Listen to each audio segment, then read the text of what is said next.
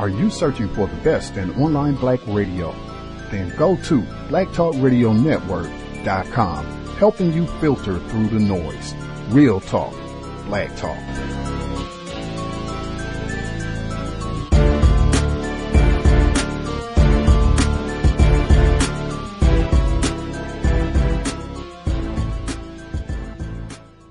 The internet is full of half-truths and all-out lies. We've all seen them, and many people on social media complaining about it.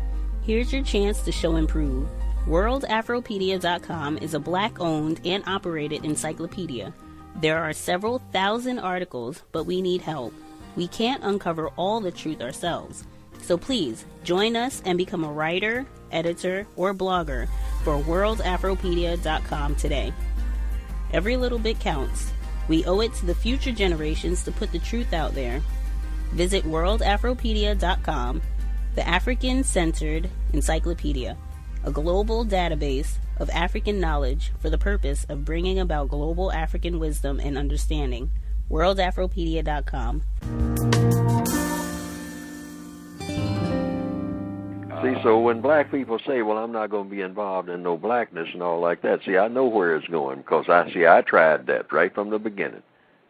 That's how I got started. I'm going to run away from this thing called racism. But I found that there was no place to run. That was my ambition when I started out. You know, I wanted to be a cartoonist. So I found out because of racism, that was a problem. That became a problem with Mr. Magruder. See, my characters are going to be black. So I'm reacting to racism right there, okay? Mr. Aaron Magruder and Boondocks. Yes, sir. See what I mean? So, hey, there's nowhere to run. See, so I gave up the idea of being a cartoonist. So I said, well, now what am I going to be? I don't know. But I know that I'm going to find some place where color don't make no difference. Yeah, I work about 32 jobs over the course of a week. I think it's interesting I got 32 jobs and most niggas say they can't find one. Niggas. We want to introduce you to an animator whose work might be more familiar than he is. For decades, Floyd Norman has been animating films and TV shows ranging from Disney classics like Sleeping Beauty and The Jungle Book. Now I'm the king of the swingers, oh, the jungle VIP. To modern Pixar classics like the Toy Story films. To infinity and beyond. And he was involved in many, many more. At 81 years old, Floyd Norman still does animation work for Disney, a place where he has plied his trade off and on since he became the studio's first African-American animator on staff back in the 1950s. But Floyd Norman's love of art began long before his job at Disney. He talks about this in a new documentary about his career that's called An Animated Life. Any empty surface was a blank canvas for me. So my poor mom had to clean my scribbles off the wall because I was drawing on everything.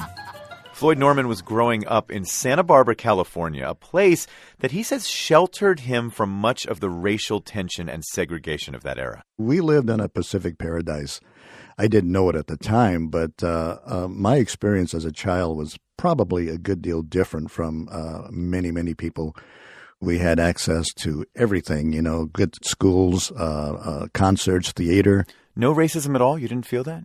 Absolutely not. None whatsoever. I mean, that sounds odd when you think of 1950s America, but didn't experience that in Santa Barbara. That's why Floyd Norman says he wasn't in the mindset of many African Americans, assuming they could never get a job at Disney.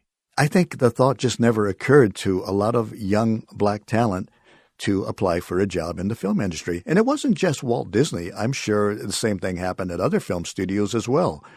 There was a perception there that opportunities were not available for people of color. It was 1955 when Floyd Norman was hired as Disney's first black animator on staff. There were about half dozen of us who came to work at Disney that same week. And we came from different parts of the country. We were all from different backgrounds. And so we were Asian, Latino, we were black, we were white. Nobody thought about that because that was not the issue at hand. Nobody thought of themselves as being a trailblazer for their race or their group. We were just a bunch of young kids looking for a job.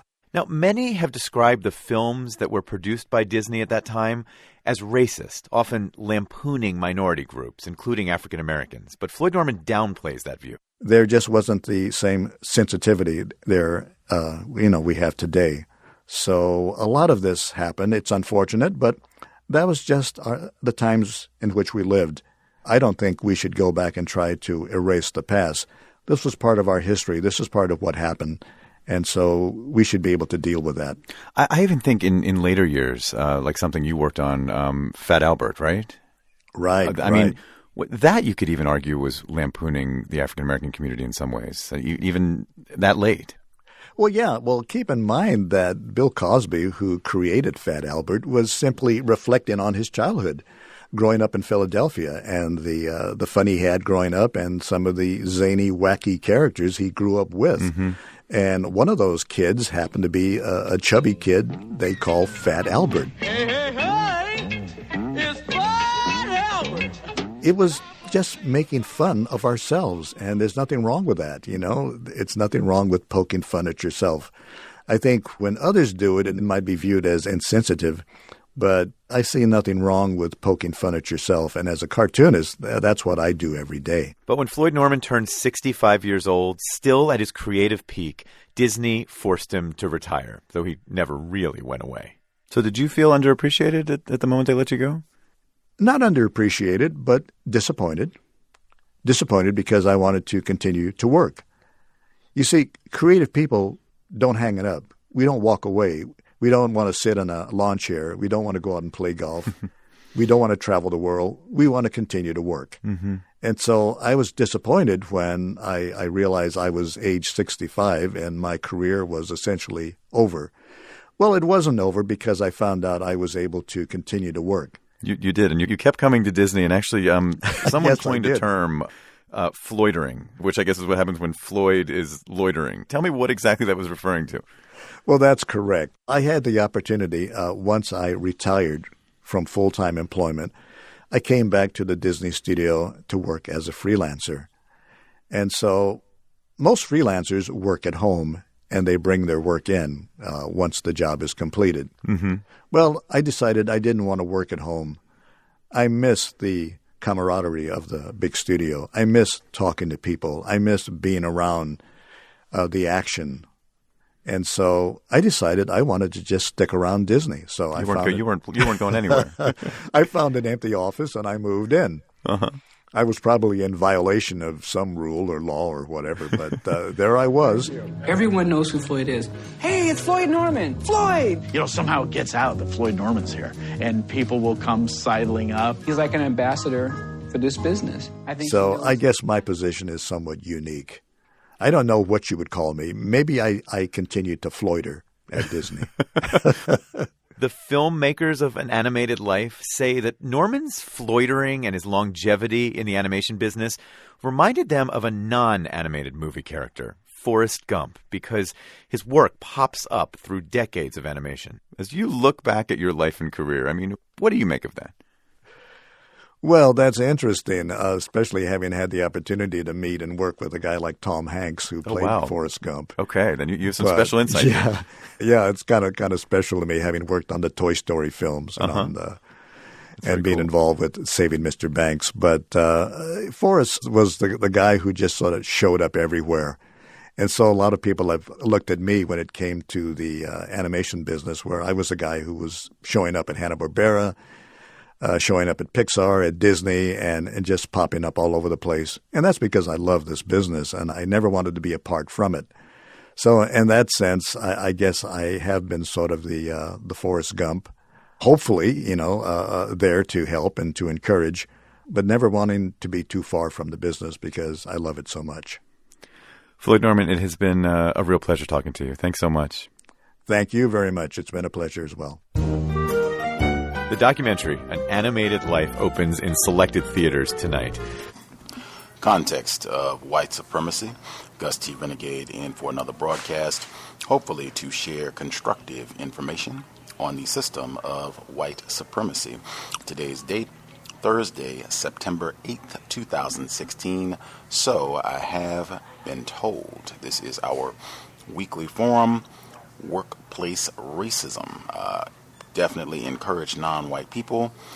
Dial in if you have problems on the job, suggestions, if you have ideas. Certainly, you should be one of the first people to call in if you have figured out some strategies that work to minimize problems, to keep yourself from being written up, demoted, anything like that, so that you can stay on your job as long as you like, get all of your raises, promotions, everything on time, and can just kick back, stay there. You know that you have nothing to worry about with regards to employment, the people activity of labor, that you have no issues for sure. If you are what they call self-employed, if you are an entrepreneur, you should be one of the first, very first people to dial in and let us know how your experience has been going as a black entrepreneur, a black person who is self-employed.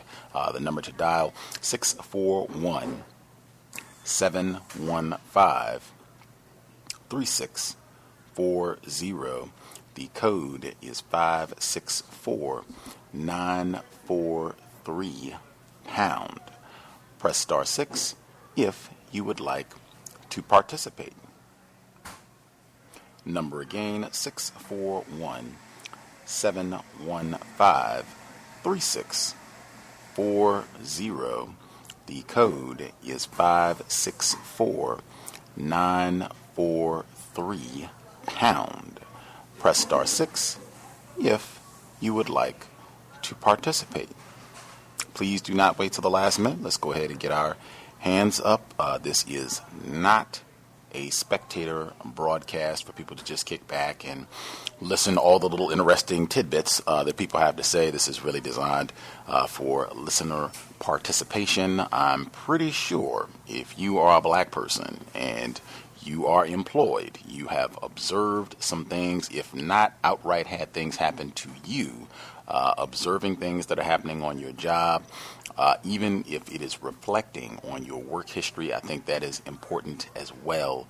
Again, just we have people that are on the younger side and or do not have as lengthy a work history, so they don't have as much experience with what types of things you might encounter, mistreatment, abuse, that sort of thing on the job, different types of scenarios. So I think it's very helpful for younger folks in particular, and even older folks, victims, to hear the types of things that have happened, particularly if you can reflect back to a time when you were maybe a little bit less informed about white supremacy, racism, and things that happened in terms of what you did then, not understanding racism as well, and then what you would do now, having a better grasp of racism, how you would handle that sort of situation. Definitely constructive. Feel free to chime in. We'll give out the number a few times as we go. Just quickly, the sound clip that you heard at the beginning, that was from NPR a few weeks back. Mr. Floyd Norman, master animator, has worked at Disney for decades and just incredible body of work. I thought that was a fascinating segment. I think Thomas in New York shared that clip a few weeks back. Fascinating in many respects. I think we talked about this on Workplace Racism before repeatedly. As a black person, I think it's very important. I think a lot of us, myself included, get on jobs and think, hey, if I'm, working hard and putting in a little extra elbow grease or doing some things to help make the company more money, bringing in more clients or whatever it is, whatever type of job that you have, if I'm working extra hard, whites will see that and I will not be mistreated. I will be, a valued employee, and that is simply not the case. Even if they pretend and make it seem that you are a valued employee for a few hours, a few days, a few years even, under the system of racism, white supremacy, you just are not going to be, you should not expect to be treated well, and you will be astonished at how quickly it can go from, wow, Mr. Johnson, Miss Smith, you are one of our best employees, and you had such a great year and made so much money for us, or did this, or came up with a new strategy that's helped us be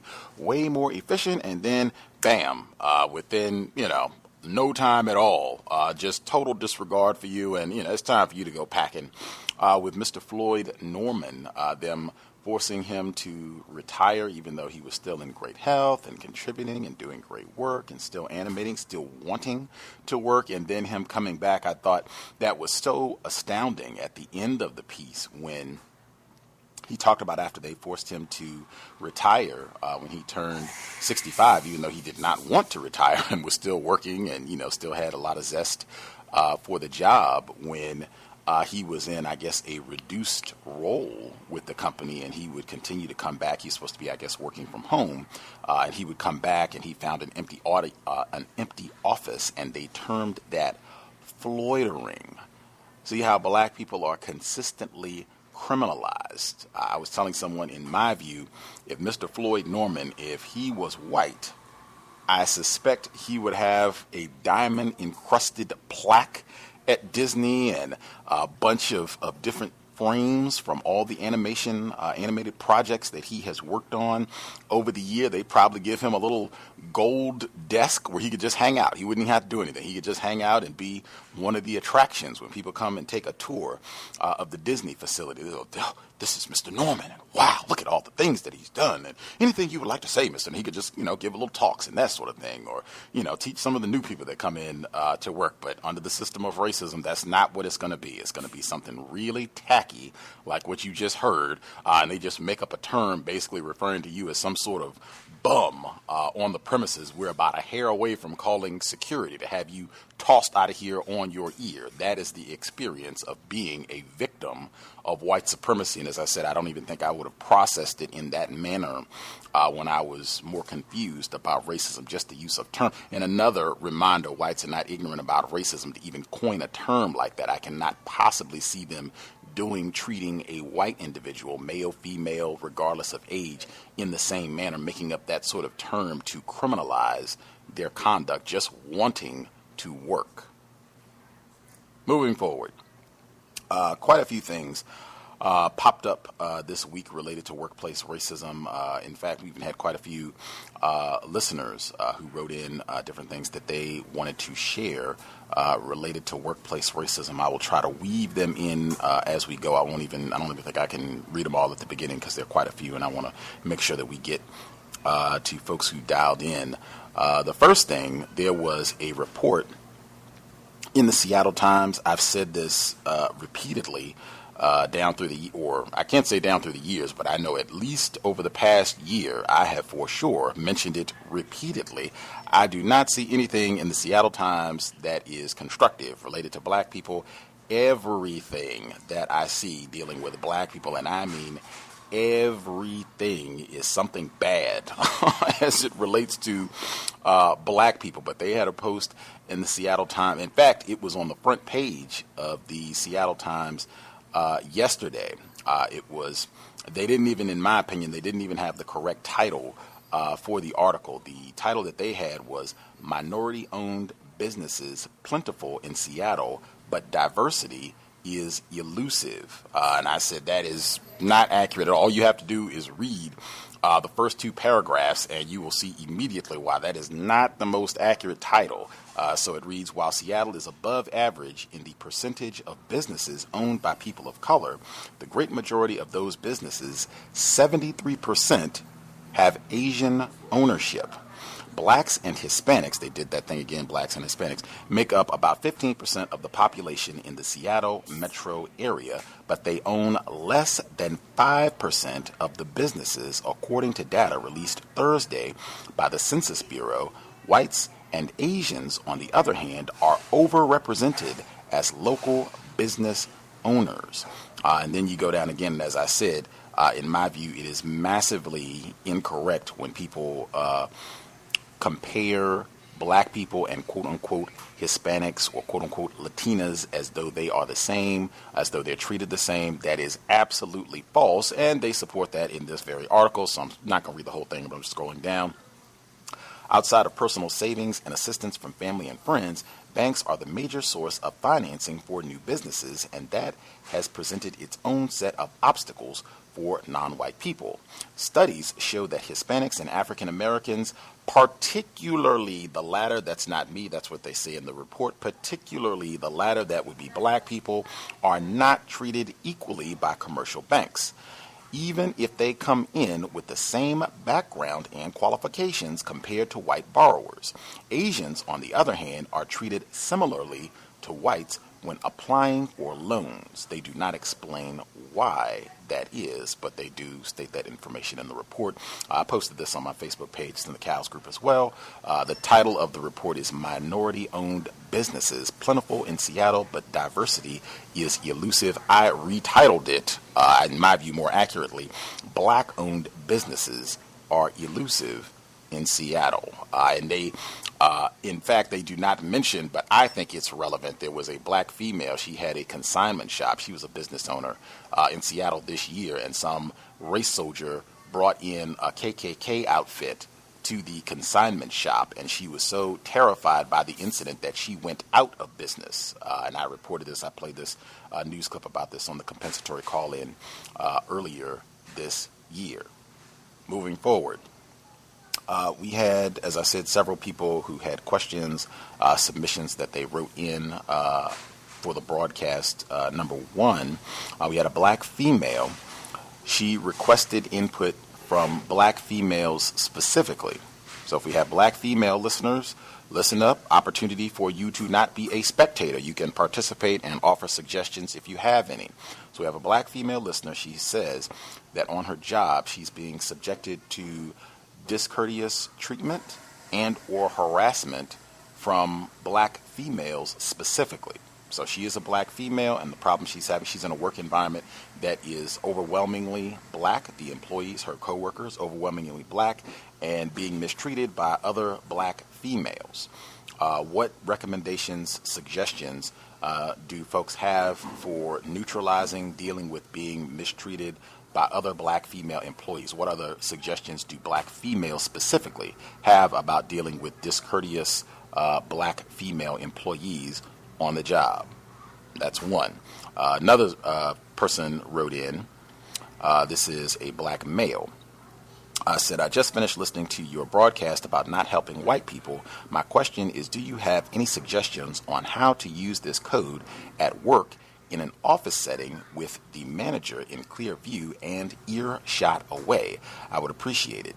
I told this person that I think Pam was one of the first people to really make sure this was emphasized, that it is going to be much more difficult if that is a piece of codification that you agree with and you make an effort to employ in your daily existence, thought, speech, actions. It's going to be much more difficult to employ that on the job under the system of white supremacy. If you have a job, inherently your job is going to be to assist racist man, racist woman, racist child. That is what the system of white supremacy is all about, all areas of people activity. I cannot think of a job where you would not directly, indirectly be helping white people. So, to the best of your ability, what I said, you're courteous, you asked for the job, you are white, we are required as victims of racism to have some sort of employment, to take care of ourselves, to be able to support yourself on the global plantation. However, what you can do is things like if they bring in a fundraiser that their child is doing at school, you are not required to assist them with that. If a white person on the job, if they need a ride home, their car broke down or whatever, you are not required to assist them with that. If they are doing some sort of solicitation because, Fred down the hall is about to retire and we want to get him, a beach package so he and his wife can go take, a vacation or what have you in Palm Springs or something like that, you are not required to assist with that sort of thing. All of the things that are voluntary, and I mean, as we've heard from a lot of our listeners over the years, there are many, many things on the job where they try to rope you in to participating in something that is not even a part of your duties. This is not even a part of the job. These are just little extracurricular activities, and we've talked about this repeatedly. Those type of things I would not be involved in at all. And, certainly anything that's, a part of the job, you be courteous, you do the best that you can on the job. But anything, it's not work-related, this is not required, particularly if it's anything that is outside the job entirely. You don't have to do that. You don't have to help them. Keep it moving. If other people have specific suggestions around that, feel free, chime in. You can share your thoughts as well with regards to helping white people on the job. One more that I'll get in right now, and then I'll save the rest of what folks have written in and what have you for as we go. Different person wrote in. They write, it's been helpful for them to get a better understanding of racism, white supremacy, how it works, listening to the program. This is my first time sharing, and these are 2 observations I've made on my current job. I'm 28, and I work for a beverage company in Houston, Texas as a commercial delivery driver. The first observation is we have strict guidelines on dress code. It's required that you have your work shirt buttoned up, safety vest on, steel-toe boots on by the time you clock in. I was running late one day, and I didn't get a chance to put my boots on yet. I still had on sneakers. If I was to go to the locker room, to my locker, and put my boots on, those few minutes would have made me late. I skipped the locker room and just went straight to the time clock so my on-time punch-in could be recorded. After I punched in, I was going to go back to the locker room and then change into my boots. A suspected racist saw me clock in with sneakers and immediately told a supervisor. The supervisor then saw me and told me to make sure I have my boots on when I punch in or I will be wrote up. I then wondered to myself, who told him that? He wasn't around to see me clock in with me wearing sneakers, and we do not have cameras in that area of the building. A coworker pulled me to the side and informed me that one of the white drivers saw me and snitched on me to the supervisor. It made me angry, but I didn't say anything. I just let it go. Now, knowing that the white coworkers and supervisors are closely monitoring the uniform of everyone who clocks in, they never say a word to the other white driver about his uniform. He is an older white man, about 50 or so. He walks in the building every day and clocks in with an unbuttoned work shirt, no vest, and in house slippers, as if he just rolled out of bed. Nobody says a word or bats an eye. He has been doing this since I have been working here. I have been here for 3 years. The second observation I have made at this job are the very strange promotions the white men receive. In my department, we have about 40 drivers. 4 supervisors are in charge of those 40 drivers. 10 drivers per supervisor. Those 4 supervisors are all non-white, 2 African American and 2 of Mexican descent. The supervisor above them is a white man. He is the operations supervisor. He is over the 4 regular supervisors and the 40 drivers. He is a suspected racist, very arrogant, and very domineering. He is very young. He is 27, I believe, but I'm not sure, so somewhere around that age. I wondered, how did he get that kind of position being so young? Anyway, one day he announces that he is being promoted again. He is moving up again, so his operations supervisor position will become vacant. In my mind, I'm thinking that it's only logical that one of the non-white regular supervisors will fill the position. They already know how to run everything, so it should be no problem for them to take over that position. That's what I thought. Instead of promoting one of the non-white supervisors to the company decided to transfer a white man all the way from San Francisco, California, there in Houston, Texas. He was with the company out there already, just in a lesser position.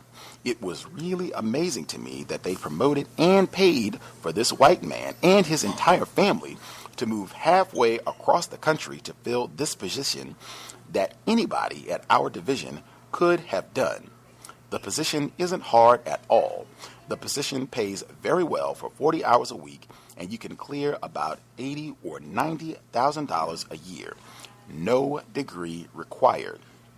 A corner office, a parking spot, just one of those very cushy jobs white people end up with all the time. White people love to complain about blacks receiving welfare and government assistance, but this is a perfect example of welfare they receive all the time in the workforce. That is my workplace racism. End of observation.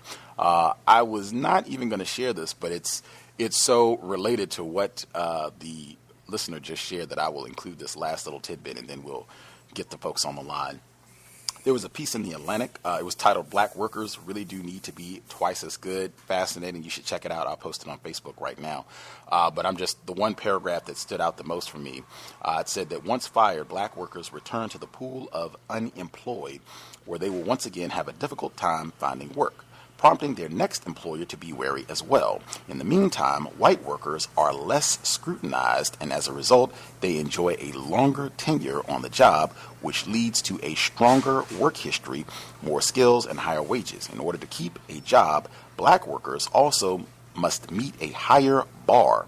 Only in instances where black workers are monitored and displayed a significantly higher skill level than their white counterparts would they stand a significant chance of keeping their jobs for a while, the researchers found. But even in instances where the productivity of black workers far exceeded their white counterparts, there was still evidence that discrimination, white supremacy, persisted, which could lead to lower wages or slower promotions. The whole point of this was that they had done research to find that black people are harassed. Now, they just said monitored, but in my view, harassed on the job much more frequently than whites, and this leads to any type of mistake that you make on the job. As a black person, it stands out. You're much more likely to be reprimanded, as the previous caller wrote in about not having his boots on at the start of the job, that this seems to be standard operating procedure under the system of white supremacy, and that whites are simply not subjected to the same type of scrutiny, and their errors are not emphasized, written up at anywhere near the same rate as black people. Not that this is, shocking, stunning news, but just to have it confirmed, to corroborate that this is not an individual thing. This is a systemic way that the system of white supremacy operates worldwide. With that, we'll hit the phone lines. The number again, 641-715-3640, and the code is 564943#. Press star 6 if you would like to participate. And again, we have black female listeners. The request, if you have had any experience being harassed by other black females on the job, if you have tips, strategies on how to neutralize that, that would be super appreciated. Folks who dialed in with a hand up, you should be with us. Feel free to chime in. Can I be heard? Yes, sir. Greetings to Gus and the rest of the callers and the listeners on the line. Had a few observations from my start of the semester on campus. And so the first thing, I went to the orientation, and before I enrolled in the course, they told me that having a felony conviction, which I have, they said that wouldn't restrict you in the course in any kind of way. So in the orientation, this is the second semester. What do you know? Felony convictions and background checks pop up, and they say that this can affect, where you are placed and or what clientele you are allowed to work with. That was the first thing. Second thing in the orientation, when a white woman got up to address the student body, she said that, okay, we're all of us, it was maybe 6 or 7 teachers that was addressing everybody. And she said, okay, us teachers, we were counselors before, but we're not anymore. So if your child carjacks somebody, we won't be able to help you with that. And I found that just very interesting that she would insinuate that one of the students' children may carjack somebody. I found that very tacky, and it really got under my skin a little bit. Okay, so the next day, scheduled to go to class, and on the hard copy of my registration, you get the room number, the building and the room number where the class is located. So I didn't receive a notification that the class had been moved to a different classroom. So I was there yesterday and took the bus in the rain, like a big rainstorm yesterday, but, I trucked through it, was there early, on time, and didn't get to go to class. So when I emailed the professor, she told me that, I emailed the professor asking would I be penalized for the absence, and she told me that she goes by the handbook and conducts the attendance according to the handbook policy. So that was the next thing. The last observation, today I was at the university, and I was in a class, and a white guy, we had like this it was an introduction class, so it was maybe 30 people in there, and you were supposed to write something down on a piece of paper, and then the next person that's sitting next to you was going to introduce you to the class. So it was like a partner sort of a thing. So this white guy that I'm sitting next to, a young black male, had said that his favorite food was pizza. And we were supposed to determine if they were telling a lie or telling the truth. So this white guy says that, I think he's lying about the pizza thing. Brother got soul. And that was my tipping point. Thanks for taking the call. I'll mute my line. Before I do so, I would like to say that I really appreciate the workplace racism program. I had always appreciated, but I found a greater appreciation for it today, right in this moment. A black male in Milwaukee, Wisconsin, and I'm not employed, haven't been employed for quite a while, unable to take care of myself like I should be able to or need to be able to. And it's very, very hard to deal with that. So this platform, being able to voice some of my frustrations is very helpful. And thanks for taking the call. Appreciate that, Rob in Wisconsin. Thank you for sharing. Just real quick before we move to other folks, when you said the last example that you gave, when I think they call them icebreakers, when the black male said his favorite food was pizza, and then the tacky race soldier said, I think that's a lie. Brothers got soul. You said you reached your tipping point. What did you mean? Did you respond when he said that, or that was just another bit of? I didn't respond. I actually left. I couldn't take it. But it wasn't just the tackiness and what he said. I think it was a accumulation of the semester getting off to a bad start, and I just excused myself. And I feel bad about that, but I was, I couldn't take it anymore. It was like affecting my physical health sitting there. Thanks for taking the call, though. Thank you. For sure.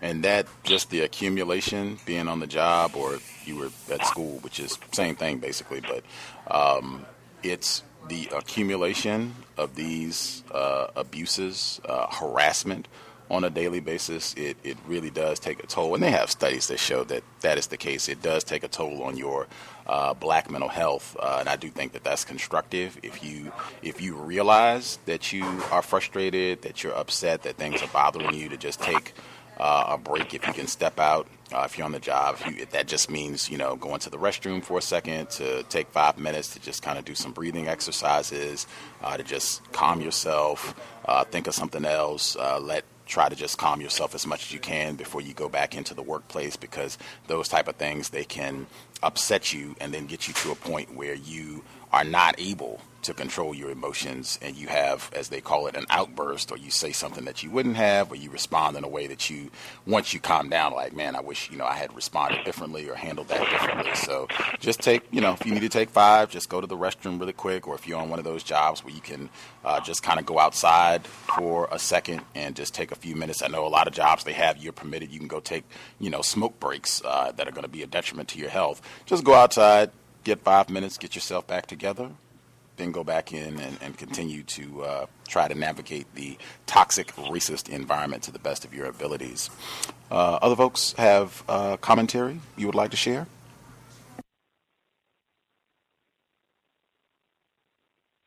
Can I be heard? Yes, ma'am. Oh, okay. I'd like to respond to the email that was sent in about working with black women and how to kind of deal with that. What I do, because sometimes they already have their black women, when you're coming in new, they already have this clique or pack or whatever, and they're already in their little circle, so you're coming in. I just come in kind of, expecting it, because I'm a black woman, so I come in expecting it already, and then kind of have a some kind of compassion, because I understand why they're doing it. Because if they don't have their own circle, they'll be the circle. So, and you just assertive, hey, how are you? I'm such and such, and I'm here for this. Or sometimes you just have to be assertive and just straightforward with them. If not, if they catch any weakness, they'll just ride on it, and that's not what you want. But workplace racism. So I'm at my job. It's a newer job. I work at a hotel. And I came in, I never met my manager because of my hours. They conflict with her hours. So her manager made her come in to meet me. So she's a Caucasian lady. I don't think she thought I was black because she never met me. So when she sees me, she's looking all crazy. And then when I meet her, I extend my hand because she's looking all crazy. So she didn't really want to shake my hand, but she did. So I scheduled to come back in for that Friday instead of working my normal shift to work the AM shift so I could learn the computer, because there's not a lot of computer work on my shift. So I come in on Friday, and she's there, and she's a little more chipper, just a little. So then it's a little relaxed zone, because all the other ladies that work there, it's maybe one black lady that's not that doesn't have maybe a white parent or a Spanish parent or something like that. Everybody, or Japanese parent, something like that. So everybody's black with an another race parent. So, and then there's 3 black people, including myself, that don't have that makeup, so our hair is a little different.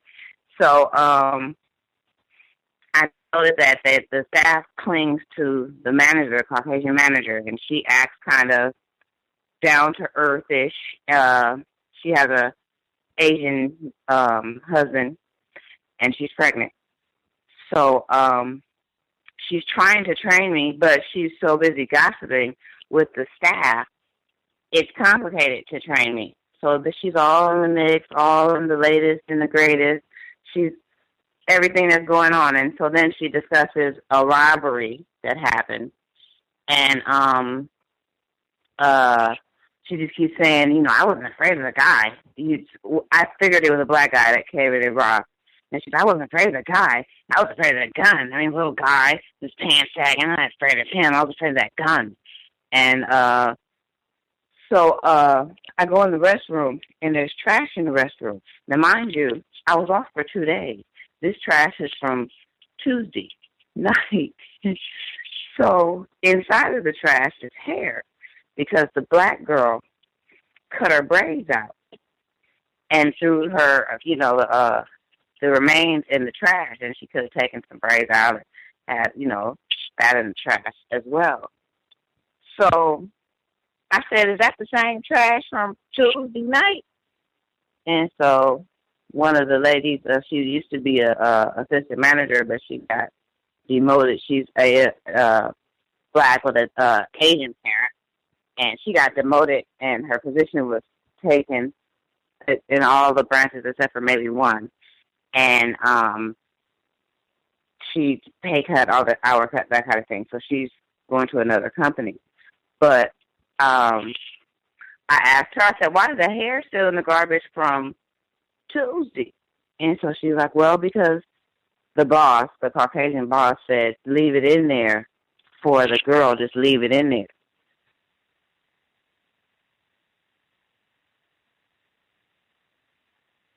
The girl that works at 3 o'clock? So, yeah, that's what she said. She just said leave it in there for her. So, I asked the girl last night, I said, did you ever get that hair out of the garbage? I mean, did the lady ever show you the garbage? And she said, no. I said, well, they kept it for 3 days. She didn't show you this garbage? And she said, no. She said, all she said to me was when she saw the hair in that garbage, it scared her because she thought it was spiders. So I said, she thought it was spiders. How did she think? She knew that wasn't no spiders. She knew that. She didn't think that. I was like, that was disrespectful to say. She didn't think that was spiders. I'm like, but that's fine. I just wanted to know. But this morning, because I came in thinking, you know, we're just going to do what we have to do. Whatever these protocols are, whatever my shift is, whatever that requires, that's what we're going to do. So that's not how it goes. It's a whole other environment. So I complain. I tend to complain because I don't understand. If this is a hotel and people are paying to stay here, why is it like this? Or why is this going on? How come this? Oh, it's corporate. It's corporate. It's not all corporate. It's just, well, you know what I mean, right? No. I don't understand what you're saying because I don't understand any of this. So I go, the morale is so low there. It's a housekeeper. She's in there 18 years. I don't know what's going on with her, but she just does what she wants. So on the second floor, the elevators are out. So you have to take the stairs, 3 flights. And on the second floor, you open the door to go to your rooms. When I open the door to go in the housekeeping room, there's like 3 loads of loose towels and linen just on the floor. And in a bag, a large bag similar, a clear large garbage bag full of more linen towels, dishes, dish rags, pots, coffee pots, just crazy stuff. So I'm looking because I'm wondering, this has had to have been there for at least 12, 13, 14 hours. So people have literally been walking over this, and it's okay. So at some point, I ended up scooping up the towels that were in the hall and pulling the bag towards the elevator and housekeeping door, so maybe one of them would retrieve it and bring it down. But the morale, because of the Caucasian manager, is so lax and only worried about herself. The whole morale of the company, of the actual office, is low, to where they only do the bare minimum, and they only want to do whatever to keep their job. And yesterday she fired this Caucasian guy. She fired him yesterday. He's the maintenance guy. I don't know what she's thinking or trying to do, but there's a black maintenance guy there, but he's a temporary worker. So I guess she could get more work out of the black temporary worker because he's temporary. And, you know, he wants to be permanent, so she gives him false hope that he could be permanent. So she told him to apply for the regular maintenance job, but it wasn't available. But I guess after she fired the guy, it became available. But I was just thinking that she could get more work out of the black temporary worker versus the Caucasian worker that knows how they work. And that's all. So thank you for taking my call.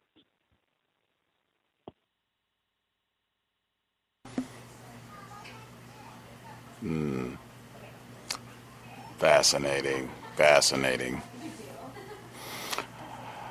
Thank you for sharing. We got response to the black female's inquiry. Stand up for yourself. Don't just take any sort of abuse or what have you if they are doing incorrect things or mistreating you. Make sure you say something about that so that you're not just going to be abused without, calling that out. And then with the white female supervisor, at least one of the things that I thought was really important in that when you were talking about the training, where she's, gossiping and talking about some alleged robbery and, I'm not scared of the guy with his sagging pants, I was scared of the gun and all that, where she's supposed to be training you. I think you shared in that also it seemed like she might have even been a little surprised because you all generally don't work together, so maybe she didn't even know that you were a black person. And her being distracted in training you on how to use the computers because she's gossiping and doing all this other stuff. That seems to be a long-running pattern on our workplace racism segment, what we talked about on the program with black people being poorly trained. And at least in my view, I think it's very important because that sort of thing comes up later on when we're being harassed, what they call monitored. And then you made a mistake there. You forgot to put a period there. You made a mistake. That sort of thing. Wait a minute. My training was a little lacking. And I think that's at least one of the things that we can be proactive on in making sure that we get adequate training. And if at any time, if you're being trained and you feel like they're not doing a quality job, they're just, kind of putting in a little piddling effort and you still really don't understand things, and or if they make it look like they're trying to critique you and say, well, you're not doing this right, you're not using the computers correctly. Well, I think I would like to request to be retrained. I don't know if I got outstanding training the first time through, and just is it possible for me to get additional training so that I can make sure I'm able to do my job to the best of my abilities. That's one of the things I think we can be very proactive about on the job. Really be careful about that training and requesting either additional training, retraining, or if they have opportunities for you to learn new skills so that you can advance and be a more valuable employee. That is certainly something that we want to request in the job as well. But no surprise at all with this tacky woman and probably looking to work the temporary black worker to death now that she's fired the white maintenance worker on the job. Folks have commentary on what we have heard thus far from the first two callers, or if you have your own incident that you would like to share, feel free, chime in. Line should be open. Greetings to you guys. This is Ross. I wanted to speak on I think it's one of the people who wrote in regards to not helping white people. What I do is when I'm on the job, my code says I do whatever it takes not to give away the way I think and feel about the people I work for. So, matter of fact, I remember there was an incident where I was helping my coworker, black female coworker, move her desk, and when I did so, there was a white female coworker who just at the most opportune time wanted me to move a big object on her desk, and I was agitated.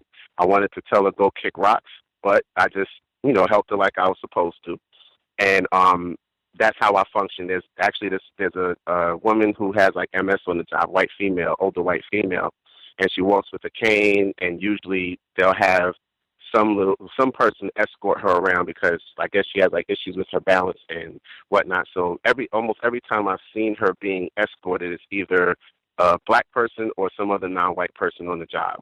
So I stay as far away from her as possible outside of high and by because I will not be helping her walk anywhere. I will not be holding any doors for her. So I would just say the best thing to do, especially because you're in the job, and like I said, you did ask for that position. So what you want to do is take the path of least resistance on the job. Once I leave the job, if I encounter a coworker, then of course I understand that anything that I do that can be considered, adverse to them, they can always go back on the job and tell other white people. So I like to, act in whatever manner possible so that they think whatever they think. But once I leave the job, it's a wrap for any white person I come across. Door slamming in their face. I don't get up. I don't, give them my seat. If it's an elderly woman, a newborn baby, pregnant female, I don't care. They get nothing from me. I don't speak to them. I stay as far away from them as possible. If they ask me for directions or where a train is, I'll tell them get away from me, or I just don't even speak, act like they're not there. I do to them basically what they do to us as black people. So essentially what I've practiced is essentially rhetorical ethics. What they practice against black people, I practice against them. On the job, I let them see whatever face they need to see to help them think that, I'm being a good Negro on the plantation, doing whatever they want. I don't kiss their behind. I'm not going to do that, but I'll give them whatever I need to give them, as little as possible, get the job done, do it correctly, and keep it moving. And then once I'm out of the job, I understand that I'm behind enemy lines as long as I'm anywhere on this planet, but especially in the United States. So as a result, I act accordingly, and that means no helping my enemy, no dealing with my enemy whatsoever. So I hope that helps, but, just you want to codify in a way in which you're not going to give up any sort of understanding to them in regards to how you think or feel about them. And it's funny because talking about this made me think. On the way home from work today, I was sitting on the train, and there was a white female who sat next to me, and she was on her computer doing whatever she was doing. And there was another white female who was directly across from her. And I had never seen a more nosy white female in my life. The one that was sitting across from me was just minding this white woman's business, kept looking at her engagement ring because she had like a big diamond ring on her finger. She's staring at the ring, and another man was sitting in front of that white female, an East Indian man, and he was on his computer. She's minding his business. And it just made me think, white people study us. White people are highly attentive, which is something that I don't notice in black people very often, unless that person is really codified and understands that they're behind enemy lines. The vast majority of us are, on our phones or just completely occupied in a way in which we get psychologically comfortable, whereas white people will get comfortable, but they always have one eye scoping, to see what you're doing or to mind your business. So I would just say always function in that fashion, and I think you should be okay. Just do whatever you have to do to make sure that whatever your behavior is on the job is beyond reproach. And once you leave the job, then you can, codify in a manner in which you don't help or deal with your enemy. And I'll mute my line. Thank you. Appreciate that. Other folks who dialed in, if you have commentary on anything that you've heard from our other callers thus far, or any of the comments that were written in, or if you have your own incident you want to speak to, line should be open. Feel free. Yes, may I be heard? Yes, sir. Greetings, Gus T, to the rest of the callers. So today, my friends and I, we were walking home, and we saw this police car that had a black police officer in it, and we decided to stop and ask him,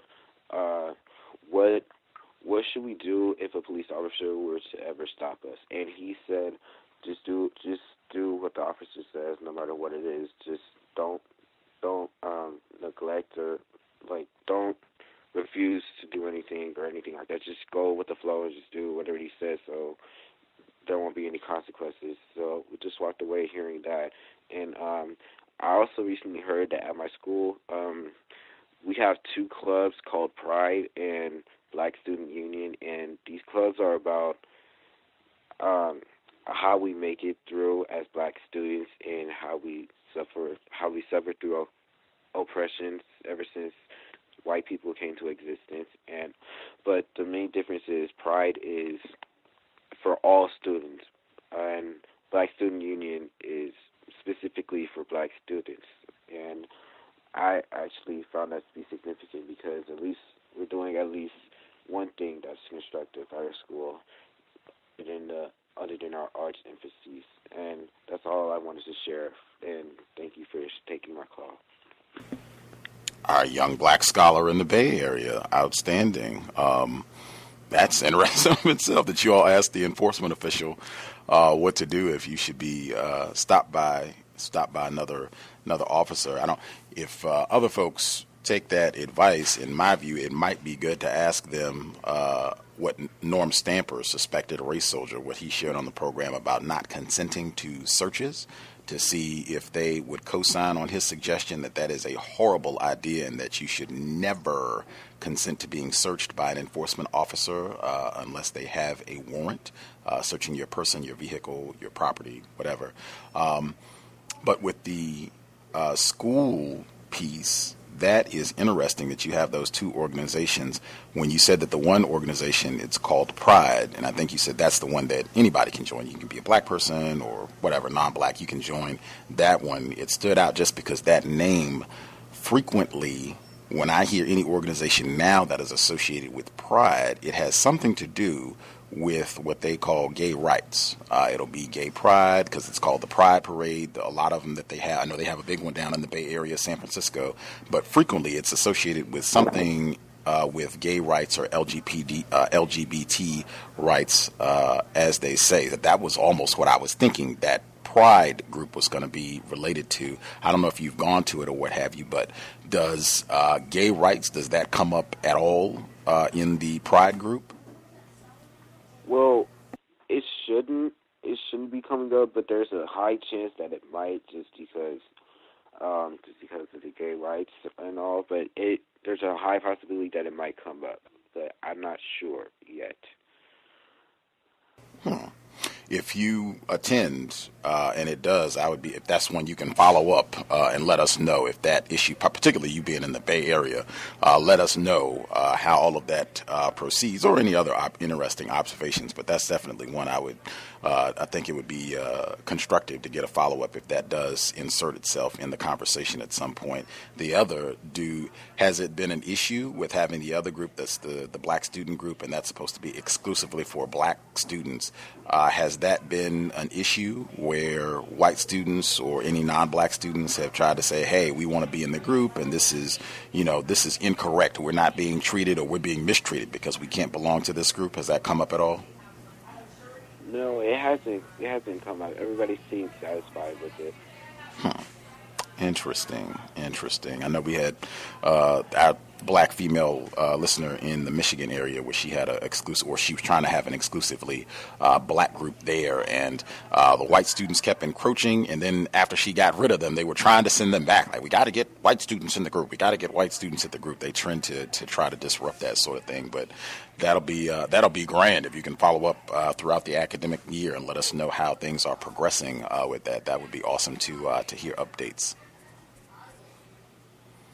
I'll do that. Right on. Grand to hear from our young scholar in the Bay Area. Further folks have commentary, feel free. Again, this is not a special. Yes, sir. Good evening, Thomas Smith in New York. Good evening to all. Yes, I had a few comments. First, what the gentleman was just saying, the young guy, I once worked at a job, and they had a gay and lesbian group. They were called GLAD. It was gay, lesbian, something black. It was an acronym. And they also had a black group called ABLE, African, Black, Latino, Executive, something like that. And they did have white people in the black group, which was kind of odd. Like back then I wasn't, codified, but similar to what he was saying that they're doing in his school. And this was 2001 when I was working at this place, so that's been going on for a while. First to the black female, I know she asked other black females advice, but if you're being harassed at the work by other black females, sometimes you gotta, get a little hood. You can't let them, bully you at the workplace.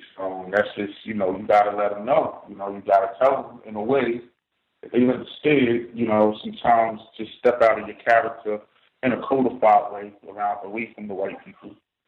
I thought it was, I was happy you played that clip at the beginning, because, I just thought it was so messed up that they called the guy loitering. They called it, that's a crime. Loitering's a crime, but, he just hung around the office. And, after you get let go, you come to work every day anyway.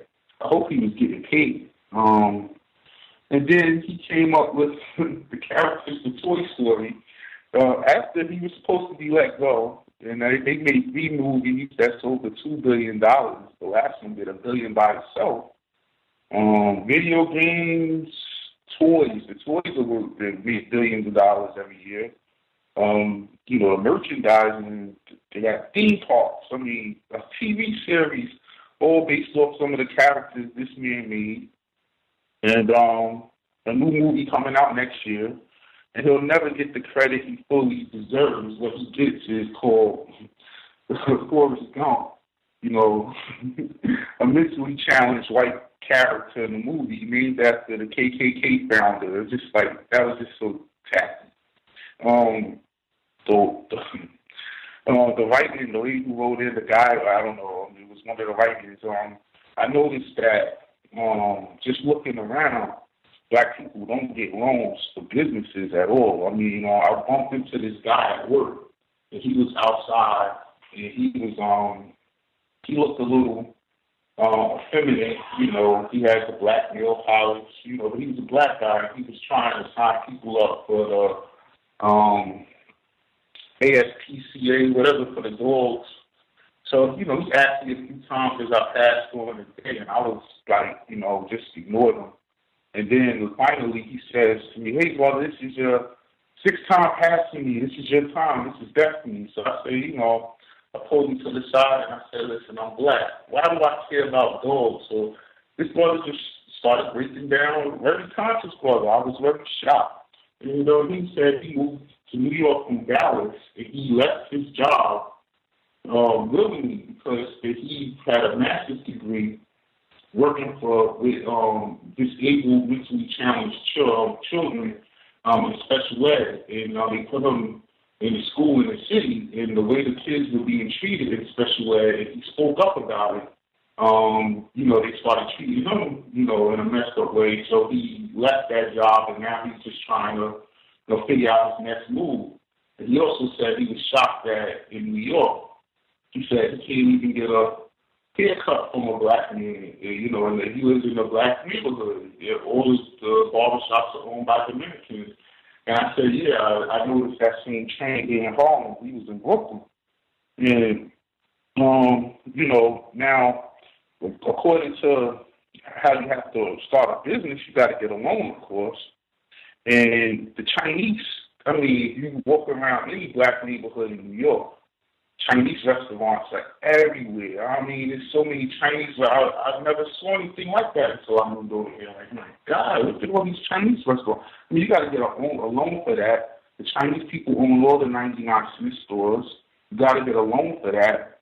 And downtown, at every job I had, when you go get some lunch, you want to go somewhere and they have a buffet style, they weigh the food or whatever. They're all owned by Chinese people. And I'm like, wow. They're getting some serious loans, and we're not, for sure, because no black people have any businesses downtown that I know of. And this is a huge city. And then the Indians, they even doing better. They getting all kinds of loans. Dunkin' Donuts, convenience stores, the Arabs get loans, but we can't. And it's just they all come to our neighborhood first and take from us. And they don't hire us. I remember the other person who wrote in, he was talking about how he punched in and somebody was watching him. And, whites are always watching us. I just sent you an article the other day, maybe yesterday, about a white man who has a black daughter. And he's standing at the bus stop looking at a black man approaching a white woman. And he's suspecting that he has to do something. This black man is about to harm him. And then he sees a little black hand reach up and he realizes, that black man is just walking with his son. And they're always watching us. And also, I remember I worked at C.O.W.S. when I was 16 up until I was, probably like 17. And that was my first job. And that doesn't exist anymore. We had a black person who did loss prevention. And this white lady would come into the store every day. And, never thought anything of it, But anytime certain black people would come in the store that had a certain look, this black lady would call me. Thomas, go over there and ask her, if she needs any help, watch her for him. So, sometimes they would get offended because they understand what's going on. So one day she was out, went on vacation, and I went to work, and they had this white Latino guy. He's a Spanish guy, but he could pass for white. He doing loss prevention, and he just comes running from out the basket. He tackles that big white lady. And she was stealing all those times she's been in the store. She was in there stealing, but they didn't look at her. They look at every black person that came in the store, and it's just even us. We look at each other like we're going to do something wrong at work. Sometimes you got to look out for black people because, they're trying to step up.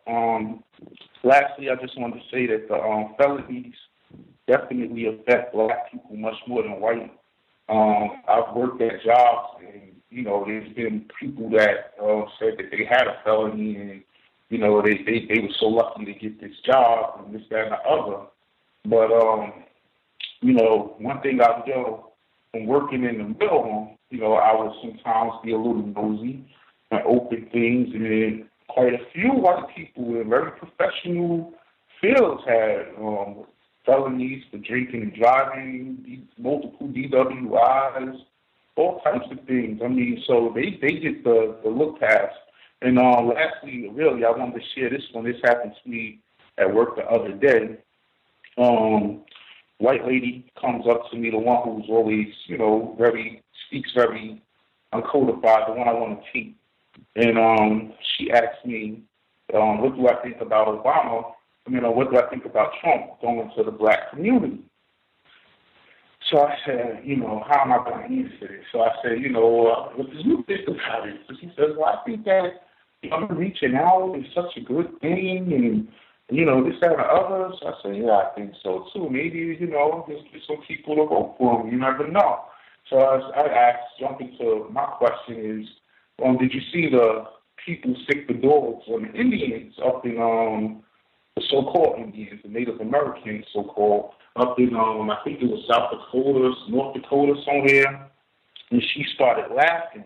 And she said, man, they're lucky they didn't put me up there. I just would have gave them smallpox leakings. And I just had to, okay, I'll see you later. I got up and walked away. On that note, that was just, how much, that was just so messed up. She said, this is a human resources lady, and I'll be on. Certainly not ignorant about racism, white supremacy. She's talking about chemical and biological warfare on the job. Keep that in mind with the Flint situation or the East Chicago, Indiana situation or any other. Take your pick. Even St. Louis, they had a big report talking about how the black children in the St. Louis area, pause for Michael Brown or pick the person, Darren Seals, how they have disproportionate levels of poisoned water for the black children, black students in the St. Louis area, and the white students don't have that same problem at their schools. Other folks, if you all have commentary you would like to share, observations on what you've heard from callers thus far or what people wrote in, if you have your own situation you'd like to speak to, feel free. If you dialed in, your line should be open. And again, black females, because that was requested specifically. If you have dealt with, if you have suggestions, tips on how to neutralize being harassed, mistreated by other black female coworkers, we have a black female listener who would appreciate suggestions. Other folks have commentary they would like to share? Can I be heard? Yes, sir. All right. First, I wanted to say, in regards to what Thomas was just talking about with the human resource woman talking about the smallpox blankets. It, like you said, white people are never ignorant about racism. And the other thing it made me think about was Dr. Welsing, when she would talk about the fact that white people want things to go back to the old days. and how things used to be.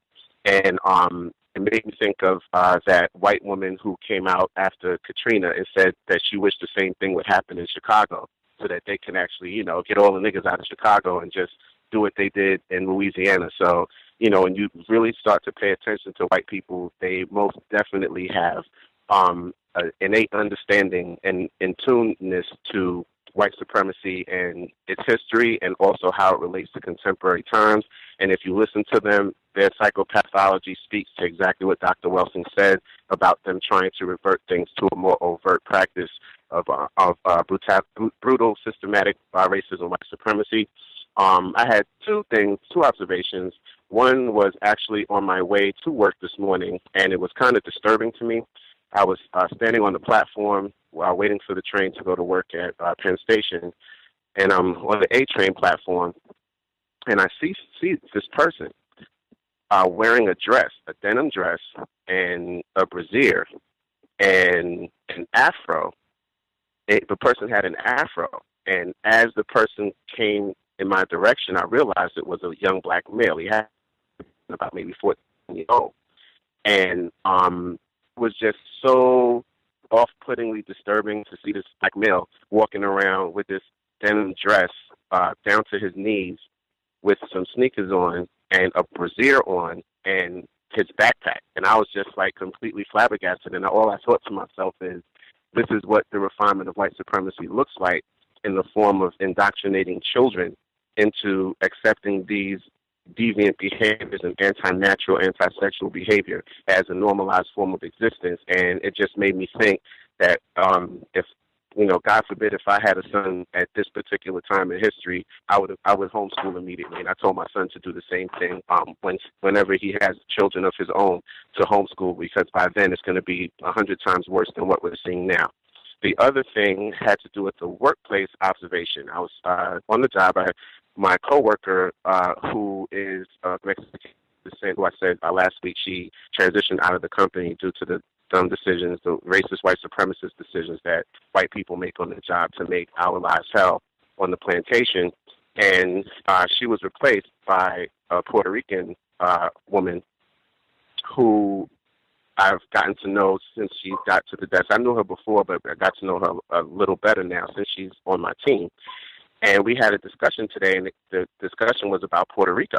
And I was just asking, I said, well, because she has family there, and she's visited there. And I said, well, with things being what they are as far as the, you know, economic situation, I wanted to get her insight. So she started to tell me something that was really interesting and kind of mind-blowing, but understandable in the system of white supremacy. She was talking about the fact that essentially Puerto Rico has been placed in the economic situation it was in by white supremacists. And one of the things, the tactics that they have used was they have bought up all of the land that Puerto Rico would use for its own agriculture has been bought up by the United States. And on these different plots of land, they're putting up expensive hotels and all of these other buildings that are basically taking up the space they would use to have their own farming infrastructure. So she said on the island, they're basically starving the people because they want Vieques back.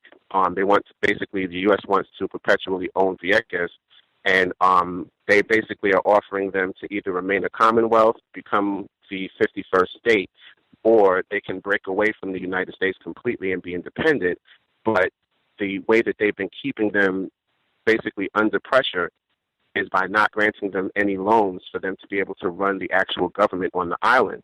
So ultimately, she also said that with these hotels that they've been building, they don't even want any food to be sold that is locally grown. They import food from the United States there for the hotels, but the people have nothing. The average Puerto Rican citizen basically has nothing, and she said they're essentially starving them into making the political decisions that they want them to make, which is to basically remain under the hegemony of the United States and to give them perpetual control over the island of Vieques, which has military strategic value to the United States. So I just found that discussion very, very telling, just because it gave me a nice understanding of some of the things that were taking place down on the ground and how white supremacy functions from the government down to the average citizen and the tactics that they would use to gain control and dominate other non-white people, because it's something that's playing out in Venezuela. We talked about Jamaica as well, because it's a similar situation as well. And it was just a mind-blowing, brief but mind-blowing conversation that we had. And that's my workplace observation. Thank you. Wow. Wow, fascinating. Interesting when you can have those sort of conversations on the job. You have other folks that are less confused, where you can share an idea or two, get some of their thoughts. I would certainly be mindful if there are any whites in earshot, because they certainly love to ear hustle on that sort of thing and butt into your conversation and give their ideas, that sort of thing. Definitely be mindful of. But grand, you can have that sort of dialogue on the job with some other folks. And we were absolutely codified. So, yeah, definitely we were not talking in any way, shape, or form that they were able to hear, and I'm highly perceptive on the job. I make that a practice of mine, to be hyper alert.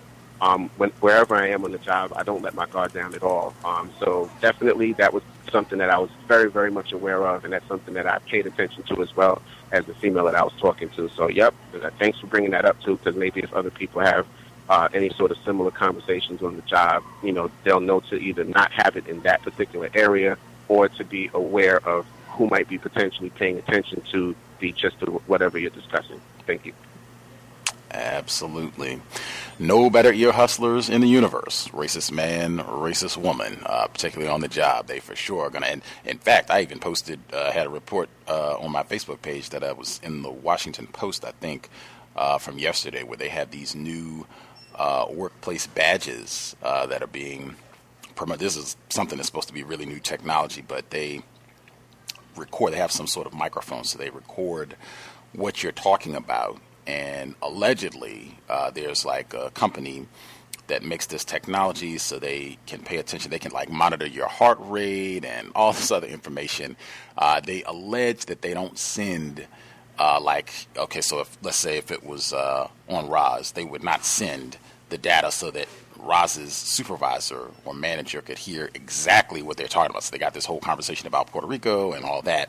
They wouldn't get all of that, but it would just monitor that so they could take that information and then say, well, you have employees who are spending time talking about this, and they're talking about geopolitics in the world. They're not focused on the job and that sort of thing, so that they can better manage the workplace. But they did report, it was just in the Washington Post yesterday, talking about this new sort of technology. And I think within the article, they said they suspect that within the next 10 years or so, that this will be widespread in the workplace, having these badges that have all of this, are collecting all of this data, recording your voice and everything else on the workplace. They expect this to be widespread within the next 10 years. I think they said the only place that it would not record you is in the bathroom, and I'm not even sure how they would be able to certify that you are not being recorded in the John. Other folks who have commentary, if we haven't heard from you, if you have comments on what you've heard from the callers thus far, if you have your own situation, if you have commentary for what folks wrote in, feel free. Line should be open. Hey, can y'all hear me? Yes, sir. Hey, how everybody doing, man? This Key man from Houston, man. I'm up here in North Dakota, right? First off, man, hey, Gus, man, I want to thank you the other day for putting that respect on what's your boy name, baseball player. But listen, did you did the Sunday show Sunday, the international? That is the third Sunday of the month. So this month that'll be on the 18th. So not this Sunday, but a week from Sunday we'll be doing that. Oh, okay. That ain't every week, then. No, sir. Okay. Well, yeah, man.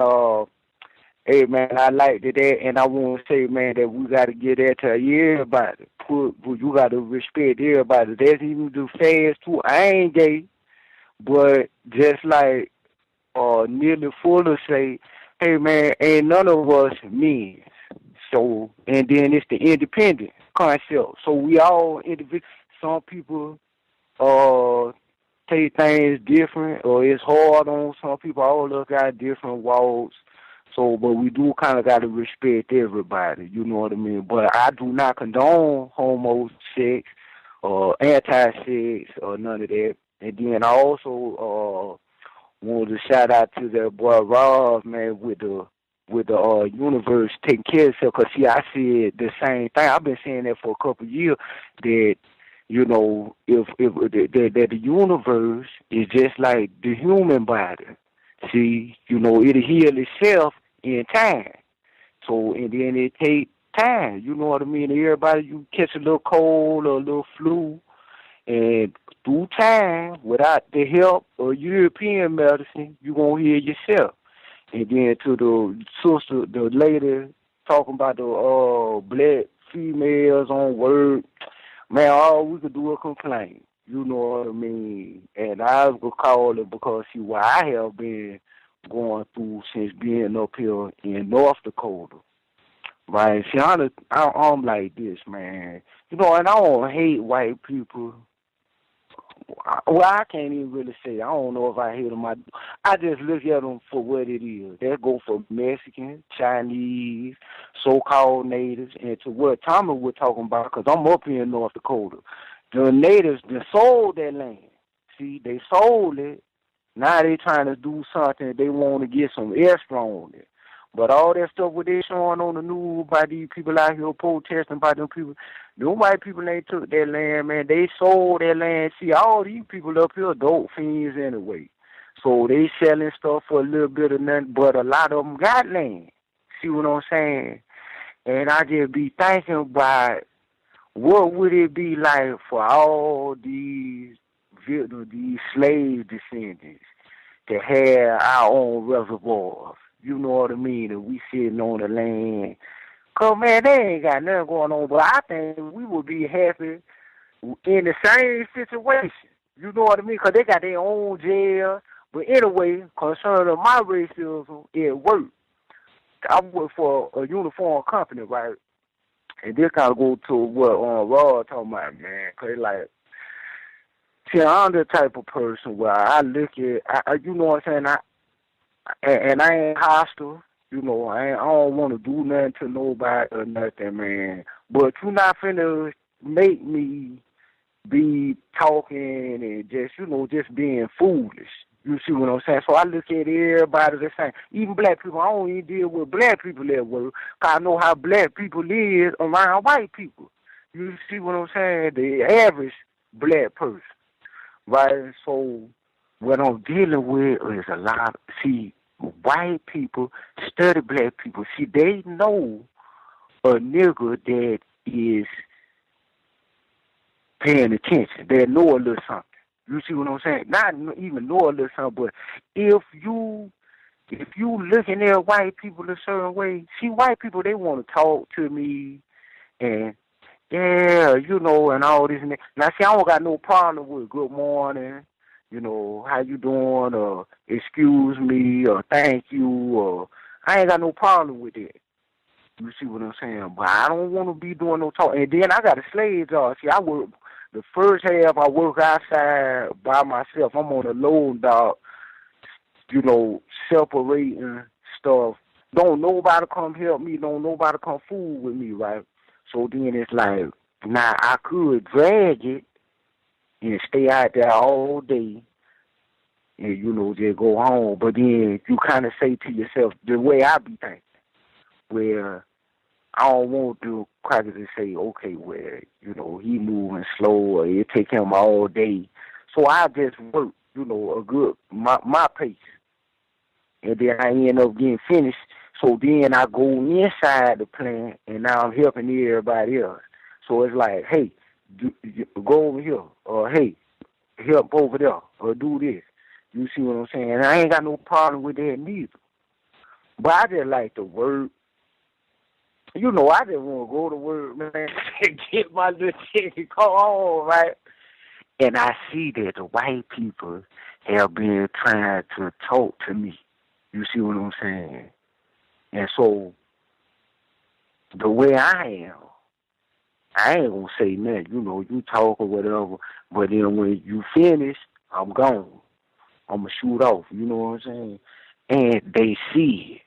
They hungry. They watching me. Now, a few years ago, I got out of prison in 2011 and was introduced to Facebook. Now, I had been posting stuff because this was I really came into everything in prison. So I had been getting political and talking, on that Facebook, man. That's why I done got up off of there. Then come to find out they still got all that stuff on Facebook. Now, I don't know if these people been looking at this Facebook page and they see how I really am, because you can tell when things is shifting. You see what I'm saying? But all of a sudden, white people are always trying to get up under me, but they know. They know, and I'm willing to bet that, they already going in the plans about that. Because, see, they know black people is starting to, we recognize it. And like I say, man, they go for Mexican, Chinese, Indians, all that, everybody. Because, and see, my thing is, I don't really know how I feel about these people, but I know how they feel about me, us, black people. You see what I'm saying? And that's how I look at it. That's how I deal with them. Now, I ain't finna put my guard down, for nothing. But, that's kind of what it is, man. And it's crazy because, see, I got my first job when I was 31. Excuse me, that's somebody beeping in, but don't worry about that. I got my first job at 31, right? I'm 36 now. And so I leave Houston and come up here, cause I try to just do the right thing.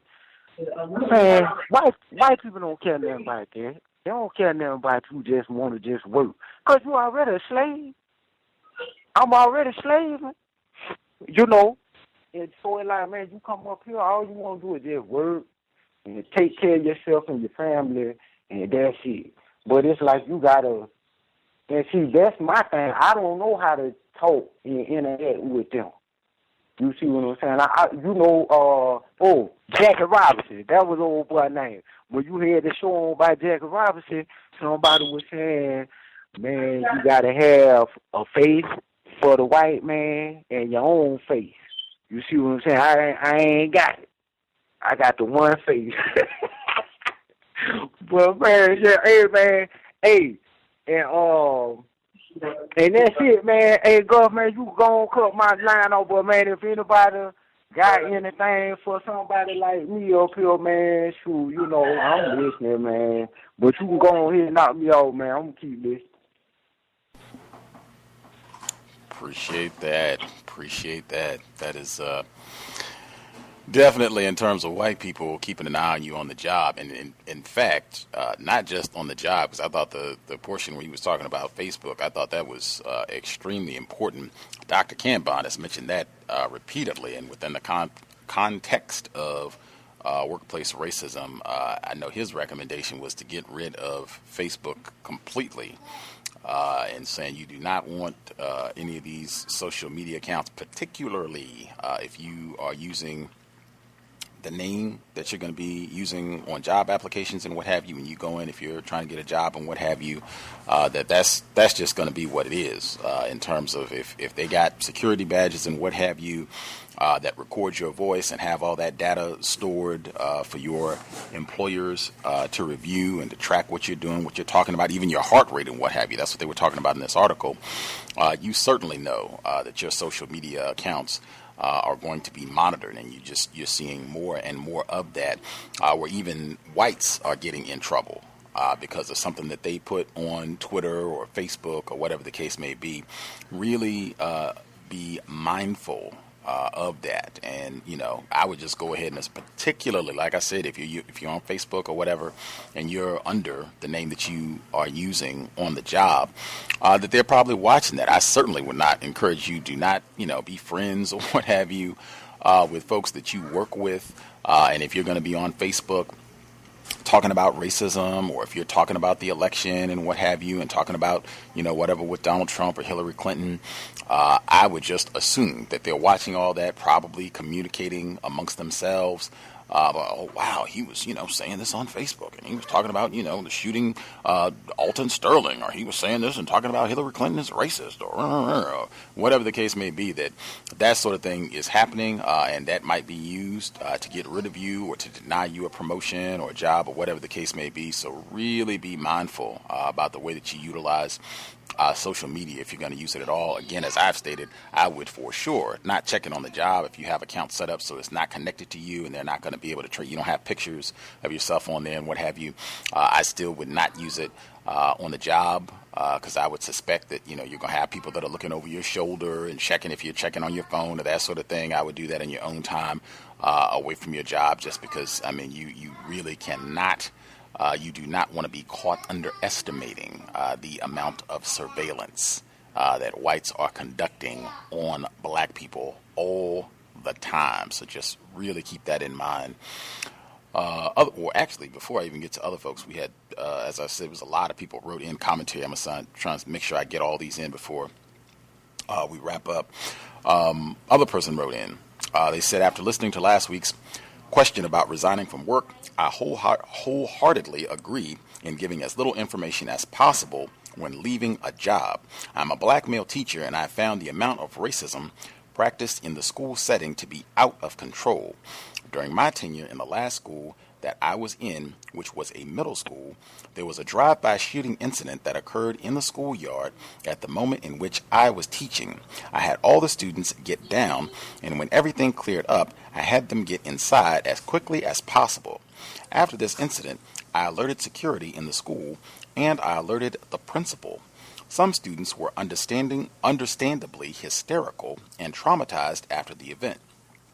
After this incident, I thought that things would get done in terms of safety, but that all went away when I got back to speak to the principal, who was a suspected racist. I explained the incident and told him that the students were hysterical and that they should get some counseling. He said, in quotes, "The kids are fine, and as a matter of fact, they are all getting ice cream outside right now. It's no big deal." Just to keep things in context, this was an inner city school with majority black and Hispanic students, about 98%. The next day after the incident, the kids were back outside in the yard for recess. It was business as usual. After this and many, many incidents later, I knew that staying at this school would jeopardize my teaching license and my sanity. I was lucky to find another teaching job closer to home. I gave the school 3 weeks' notice and told the principal personally. I made sure I was not specific as to where I was going because the school was notorious for finding out where non-white teachers were going and calling the employer to make up lies about the teacher so that they would not get hired. Many times, they would have to come right back to the plantation with a broken look of confusion and depression. I thought that I did the right thing and I was safe, but they still figured out a way to get me for leaving the plantation. My principal offered me a raise and said I should stay and that they need me. I quickly denied and said this was the best move for my family. After that day, I received an email stating that I let the kids and the community down and all the kids will know the truth about me. Also, I was told that because this was summertime, I would not be receiving my last paycheck. After back and forth emails with the principal, I notified him that I spoke to a lawyer and what he was doing was illegal. I told him he had 5 business days to give me my check or I would be taking him to court. He emailed me back the same day stating that payroll will mail my check out to me, and that was that. Tacky and terroristic. About as good as it's going to get, and just based on what he said about them tracking down employees if they're going to relocate or transfer, take another job someplace, and them looking to sabotage, as I stated, you really cannot underestimate the amount of surveillance that you are under on these jobs. I would really keep that in mind in social media, and as was stated last week, if you are going to leave and you do your whole resignation letter, I would have in mind that you're really not trying to give out too much information. Keep that under wraps so that they cannot track track and just try to sabotage your career as you're moving along. The number again, 641-715-3640. The code 564943 pound. Press star 6 if you would like to participate. Let us not have spectating. Other folks that we have not heard from, if you have commentary you would like to share, feel free. I think everybody who dialed in with a hand up, line should be open. Can I be heard? Yes, sir. I wanted to chime in on the Facebook discussion, part of the discussion. We were discussing, Scotty and Dave Montando and I, we were talking about now in recent months that Facebook has now changed their credentialing, and they're now forcing people to use their real names. So, like you said, I think it's a great idea to get as far away from Facebook as possible. I got off of there in like 2007, and like the caller from North Dakota was saying, they don't get rid of anything. So all of the stuff that you did up until the time that you got off of there, they still, can access it, or it's there. They don't get rid of anything because basically their nickname is Fedbook, or I call them the Alphabet Boys R Us, because that's literally all that trolls there is different government organizations. And I was going to ask you something, Gus, because I remember, I believe it was earlier this year, I read an article where they were talking about in D.C. on the trolleys that they have in Washington, D.C., that they were going to start to put microphone recorders, so that when they're riding the trolley or whatever, and they were thinking about expanding it to public transportation in the area, where they would have, the ability to audio record conversations of average citizens as they're riding these trolleys. So if you have, a bad day and you say something out of turn, they catch that on recording, they can come after you because of that. Or if they think you said something that was, that could put you possibly on a terrorist watch list, basically they're just talking about doing public audio surveillance. And I just want to know if you heard anything about that, because I haven't heard anything since earlier this year, but I'm assuming eventually it's going to probably become a nationwide phenomenon where you just have no privacy, whether you're on a train, a bus, any sort of public transportation. They're going to be recording, whatever you say in a public setting. I had not heard that specifically, although, I certainly wouldn't be surprised. I think most of the public transit that particularly public transit in larger cities, they already have, extensive recording capabilities. So to me, it would not seem like too much of an upgrade to add audio with the video that they have. And I'm even under the impression that some of them already had that, because I feel like there have been so many different incidents that have happened either on a train or a bus or whatever the case may be, where they already had video to have audio. That way you have more detail about the type of thing that happened. And that's the way they can pitch it too. That, we've had, the age of terrorism and what have you. It'd be better that way. We'll have more information about what happened. And, a person said this or a person said that, what have you. That way we'll have an accurate record of everything that took place. They'll be able to sell it really easy to just add that component. Particularly, as I said, they already have video, I think, on a lot of these public outlets. So definitely that is something to be mindful of. If a lot of people, they commute or what have you, get around. If you're going to be on a train or subway, whatever it is, to be mindful about your conversations, what it pertains to. Are there folks that we haven't heard from at all? Anybody that people that have not shared at all who have a hand up? Make sure we don't miss anyone. Can I be heard? Can I be heard? Ladies first. Much appreciated. Thank you. So just a few quick things about not telling your old job where you moved to. There was a woman that worked in my building. She just called me. She got a new job maybe like 3-4 months ago, and she called me, and she still is not telling people where she worked, but she called just to check in. And I just mentioned that because it was similar to what somebody else said. But my own personal story.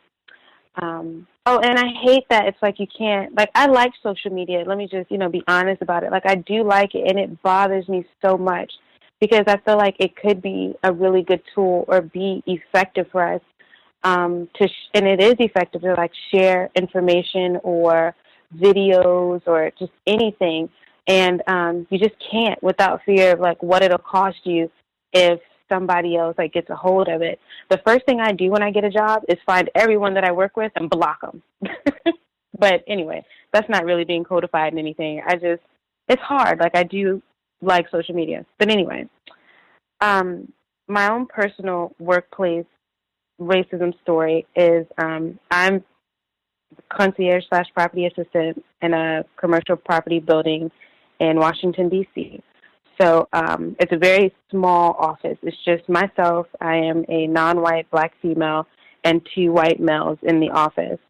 And, of course, engineers and stuff, but they're around the building. They're not in our office. And I started, yes. Oh, I think they just might have been talking to someone else in the background. Oh, apologies. Okay. So I've been doing this for 2 years. I actually just reached 2 years after Labor Day. And the minute that I interviewed for the position as just the commercial concierge, the property manager was like, "You're totally an assistant property manager." So the whole time I'm doing my job, I'm like, I'm doing this with the intention to, like, of course, move out of my concierge contractor position into an assistant property manager position. And that position opened up, but I already knew that I wasn't necessarily, like, ready. I didn't have enough experience in this environment to really feel comfortable moving into that. So he hired a white male to be the assistant property manager. About 2 weeks ago, he tells me, everyone else already knew, but he told me that he's moving to another company to go do brokerage work. And instead of moving the assistant property manager up to become the property manager and me into the assistant property manager position, because now I've been here for 2 years and I moved down into the property management office back in February. So I do the job of an assistant property manager. Like, I process invoices, I deal with work orders, I order all of our supplies. Like, I do the job of an assistant property manager. And but instead of doing that, he's putting in another property manager from another building.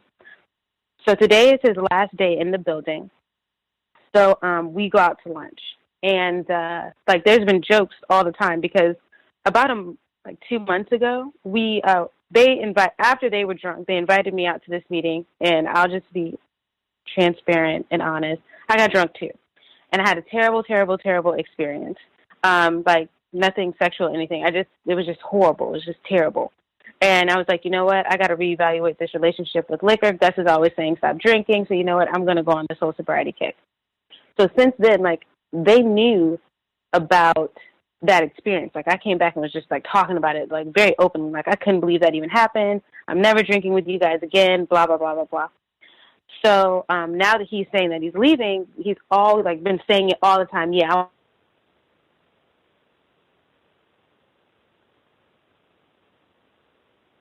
blah, blah, blah. And I'm like, y'all know I'm not even drinking. I'm not about that life anymore, whatever. So, but we have lunch, and it's like, you know, the thing to do to go have lunch is the farewell lunch or whatever. So we go over, and I'm like, well, slightly participating. So I have, like, a beer, an apple cider beer, right? So that is, like, a comfortable thing. We're all having, like, a beer. Well, he's having liquor, but, you know, just to, like, slightly participate. My intention is to conduct my own little social experiment. Anyway, skip. I'm still within my, like, right mind. I'm not drunk, but now they're completely drunk, which I kind of enjoy because now he's just talking, right? And I'm trying to get as much information as possible. You know, like, well, what can you tell me? Am I really going to move up? You know, like, this kind of thing. Mind you, it's been 2 years, and there's this talk that I've been, that it's been budgeted to move me away from the contracted company that I'm with into the legitimate property management company as the official property assistant, which would give me salary and all this. Pause right there. So when I first interviewed for this job, I commute. My job's in D.C. I lived in Virginia. And they said, well, you know, we love you. We think you're great. We're a little nervous about your commute. Are you willing to move to the city? I was naive and green. And, of course, I was like, oh, I'd love to live in the city, you know, not ever having lived in the city before. So I actually did that, got an apartment, did the whole shebang. It was terrible. It was expensive for no reason. I'm not a city person. So I didn't tell them, but I moved back to my country suburb in Virginia. and have been happy. And I didn't tell anyone for like 4 or 5 months because I didn't want it to be an issue. And for them to, create an issue for me for that. So then eventually I told them when my commute got, more strenuous and so forth. I was like, well, FYI, I moved. I no longer live in the city. Don't ask me to do anything. I have to leave here at a certain time to get there. So now everyone knows. And it's like been something that's just like bothering them that I commute, even though it does not affect my job whatsoever. I rarely have to stay late. I rarely have to come early. And when my commute is down packed, like I have this, right?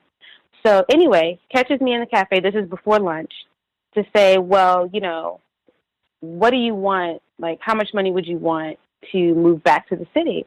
So I give him a figure. And he does like this, his nonverbal, let me know, well, like, I know she didn't just say she wanted that much.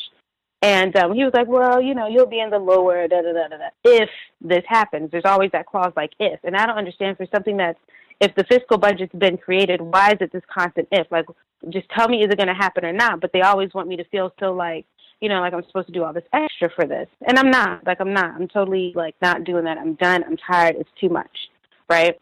For a job that when I interviewed, I was already, like, I'm above the job. You're trying to make me work really, really hard to get. And I'm not doing it. So anyway, but then this whole conversation about where I'm living. And there's this extreme interest. And it's like, well, so you're going to move back to the city? You're going to move back to the city? You plan on moving back to the city? And I keep thinking to myself, what's up with the interest in where I live? Why does it matter that, why is it this desire to pull me into a city that I've already expressed a dislike for, and to make me, like, participate in, the whole experience of that, like all the stuff that comes with it, instead of being where I'm comfortable and all that, given that it really doesn't create an issue. There are a few times, if there's a terrible accident on the highway, but that's standard. People can have terrible commutes within the city. So I thought that it was something like there's this desire to control my living situation in connection to this stupid job, and it's just very frustrating. But I paid attention to it. So, skip. Now we're back at the lunch. They're all drunk. I've had, a little bit to drink too, but I'm totally cool. I'm pulling information like, yeah, you see this happening, and what information could you give me that would be helpful, blah, blah, blah, blah. And he pretty much tells me, don't get fat and lazy. That was his piece of advice. And then the second piece of advice was negotiate. And I'm like, well, could you give me some more information about this whole negotiation thing? Because I thought about that too when you asked me about how much money I'd want. And then something happens and the whole thing gets distracted. But I'm also noticing I'm the only non-white black person. There's a non-white, I think he's from El Salvador or something like that, the engineer, but everyone else is white. The property manager is white. The engineer is Latino, and me, the concierge, is black. There it is. So I'm paying attention to how he's speaking and giving advice to everyone because he's getting ready to move on. And everyone's is so specific and detailed, and this is what you got to do, and, this is how you'll be able to secure that you're in with the client, because the new property manager, they've been best friends for like 13, 14 years. So I'm paying attention, so I'm like, it was fascinating. And so then, now they're like, now the liquor's really hit, and I hear Gus in the back of my mind saying, the worst combination is white people and liquor. And this property manager, every time I say something, he calls me the B word. And I'm sitting there stunned. I'm around the engineer, the new property manager, and the assistant property manager. And this is at the restaurant, and it's not just one time. Then we walk back, and I'm like, oh, my God, these guys are really, really drunk. And so we're downstairs in the property management office, and I mean, it's like I'm like, hey, are you good? Because they had a teleconference. I'm like, are you good? Do you need some water? Like, make sure you get your stuff together before you get on this conference call. And he's like, be please. And, it's like, just like all over the place. And I'm like, isn't this fascinating? You know what I mean? So, and then I forgot to mention, and then I'll be done. So before all the whole beefing. So I'm out there, and I'm like, so how, like, seriously, because right now the whole thing with me moving into the property management company makes me the property assistant, not the assistant property manager. Two, one's below the other one. So I'm supposed to be all excited about this. And mind you, I'm already doing the job of the APM. And he says, yeah, you got to do it 2 or 3 years. And I'm thinking to myself, I've been here 2 years, And now I got to do it another 3 years to get to do what I'm doing now, to get the money and the title for what it is I do now. There it is, racism, white supremacy. I'm glad you're drunk because I'm looking at you and you're finally telling me and I'm paying attention. This is absolutely ridiculous. And people wonder why we get stressed, why we look at them the way that we do, and just, all of that. But I will also just, vent my own confession or whatever. I am not that codified. And I realized that too in my own interactions and behaviors. That was one of the reasons I really wanted to talk about it. And I realized that because I was like, how many times can this white man sit and call me a B? And number one, it's totally cool with everybody. You know what I mean? And number two, I don't have a response for it. Like, I don't even know what to do. I'm sitting there like, I cannot believe it's happening. Let me hurry up and just go get out of the office and, go be some other place. But it's like nonstop. And sure enough, the drunk white people, they start doing all kinds of stuff. We're downstairs in the property management office. He kicks the trash can. He starts destroying things, because it's his last day. So I guess he's like, F it. He's going to do whatever he's going to do. And, but yeah, I noticed that. And I was like, there it is, that liquor thing, and then it's just a constant reminder that I really do get to, become more codified, as we say, and prepared for those kinds of things, because it surely, and it comes out like just quick. And then just another thing really quick. All three of the property managers are a part of the same fraternity, and they thought I was stupid and didn't catch it because they, of course, got drunk. It was beneficial. And I was like, so, how long? They're like, oh, yeah, we're frat buddies. Remember that time I da-da-da? So that job never even got posted. That whole opportunity, it was nothing. He moved and he pulled in his best friend. Come to find out, I didn't know, but the assistant property manager is a frat boy too. They're all a part of the same frat, all adhering to the same, all from the like countryer parts of Virginia. I'm not sure if you're familiar, but we have like Alexandria and stuff, which is a little bit more citied. And then like as soon as you get past Fredericksburg or into Fredericksburg, a little bit down south and Roanoke and Williamsburg and all that, it's just country. You know what I mean? That's considered technically the South. They even had that conversation with me and was like, yeah, we consider ourselves the deep South. I was like, wow, really? Okay. But they're all friends. They've all done that whole shebang. And which was really interesting because the APM got that job for that reason. He tried to say, oh, we didn't find out until the Christmas party. And I'm thinking to myself, that's bull crap. Any website you go on that says what to put on your resume, you put all that stuff, your affiliations, your quote unquote organizations, please. That was on his resume, whether you knew about it, you knew him from any kind of fraternity parties or anything like that or not, and you pulled him in. Because there was a black woman who interviewed for the position, and she was a property manager. I don't know why she left her building, but she was a property manager. This dude was like a leasing consultant, but she didn't get the job and he did.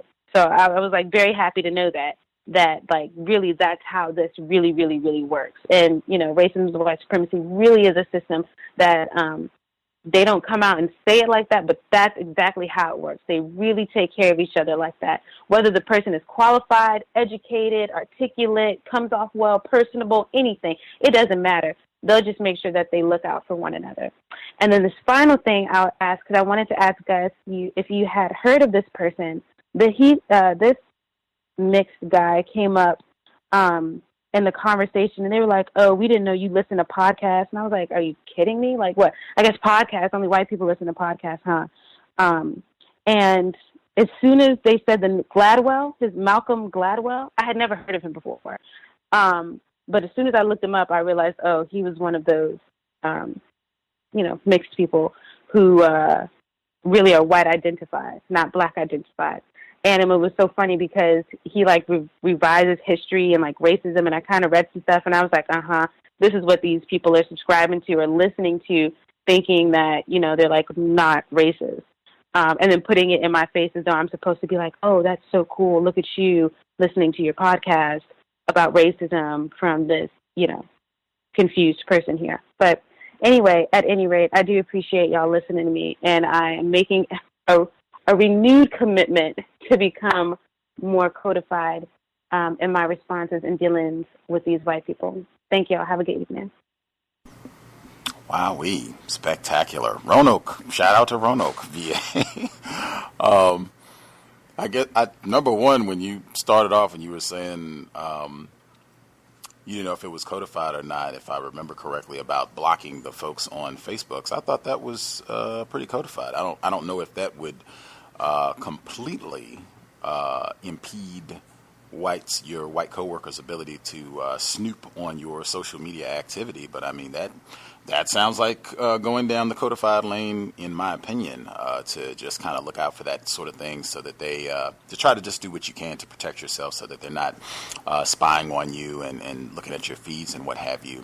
Always think it is important. The reminder: sobriety would be best under conditions of white supremacy, particularly as it relates to anything on the job. That's one of those that I'll try and make that very clear from the very beginning and just be consistent about that. I think that works best. In my personal experience, that's something that I had to employ on the job as well, because that, as stated, can get very out of hand and to your detriment. It reminded me of the black female caller we have in Michigan, where she would go out, and these were attorneys. These supposed to be, more educated whites, where they would go out and get drunk and cause all kinds of property damage and vandalism and have to compensate the property owners for all the things that they destroyed when they went out and got intoxicated and what have you. It just can get very, very rowdy, and the debauchery abounds once you have whites. Alcohol, that is certainly something that you want to avoid if at all possible, workplace included.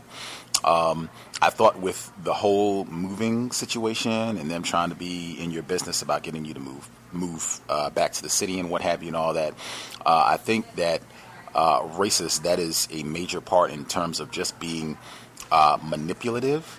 They do not want you to be comfortable. Them just getting an idea that, oh, she's back in an environment where she's comfortable, she doesn't like the city, or she likes it where she is. I think racists, they very much like to jerk us around all the time, but particularly on the job. So to continue to present it in a hypothetical, if this happens, it might happen. So we're not even speaking in terms that, this is guaranteed, the salary, anything like that. If the possibility, that sort of thing. So everything is conditional. And then you've already moved. You're in a situation where we're happy. We're going to see if we can manipulate and get you to move back, to have you in this area where you are not as comfortable, you're not as happy. We might have already found out or surmised that you don't particularly like living in the city, but we're going to see if we can move you back there, and then probably disrupt the workplace situation, get you to move back here, and then we can terminate you or whatever the case may be, or change around the agreement, or renege completely on the agreement, what we agreed to compensate you for moving back and that sort of thing. And just even you can contrast that with what we heard the male caller that wrote in at the very beginning about how they moved a white person and his family all the way from California to Houston to take a supervisory position that any number of non-white people could have easily filled.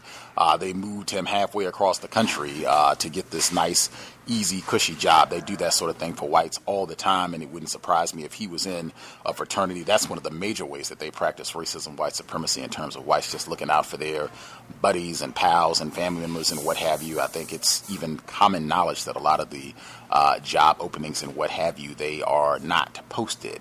Whites just go and grab their friends, neighbors, relatives, children, whatever the case is, and just give them these nice jobs, regardless of the qualifications, whether they actually can do the job well or no. That does not matter at all in a system of racism, white supremacy. But certainly just in terms of being codified, I think that's great. Anytime I hear people saying that that's what they're working to do in terms of not consuming alcohol on the job, what they tell whites on the job, how they respond to whites on the job, with being called the B word on the job, that in and of itself, I think, is reason enough why I say I consistently would work to avoid if we're going out to a bar or something like that, or we're going to be doing something where alcohol is going to be involved, and making an effort to avoid that sort of situation. I've stated before, you can just say at the very beginning of your employment, that you've had serious issues, not you personally being, intoxicated, but just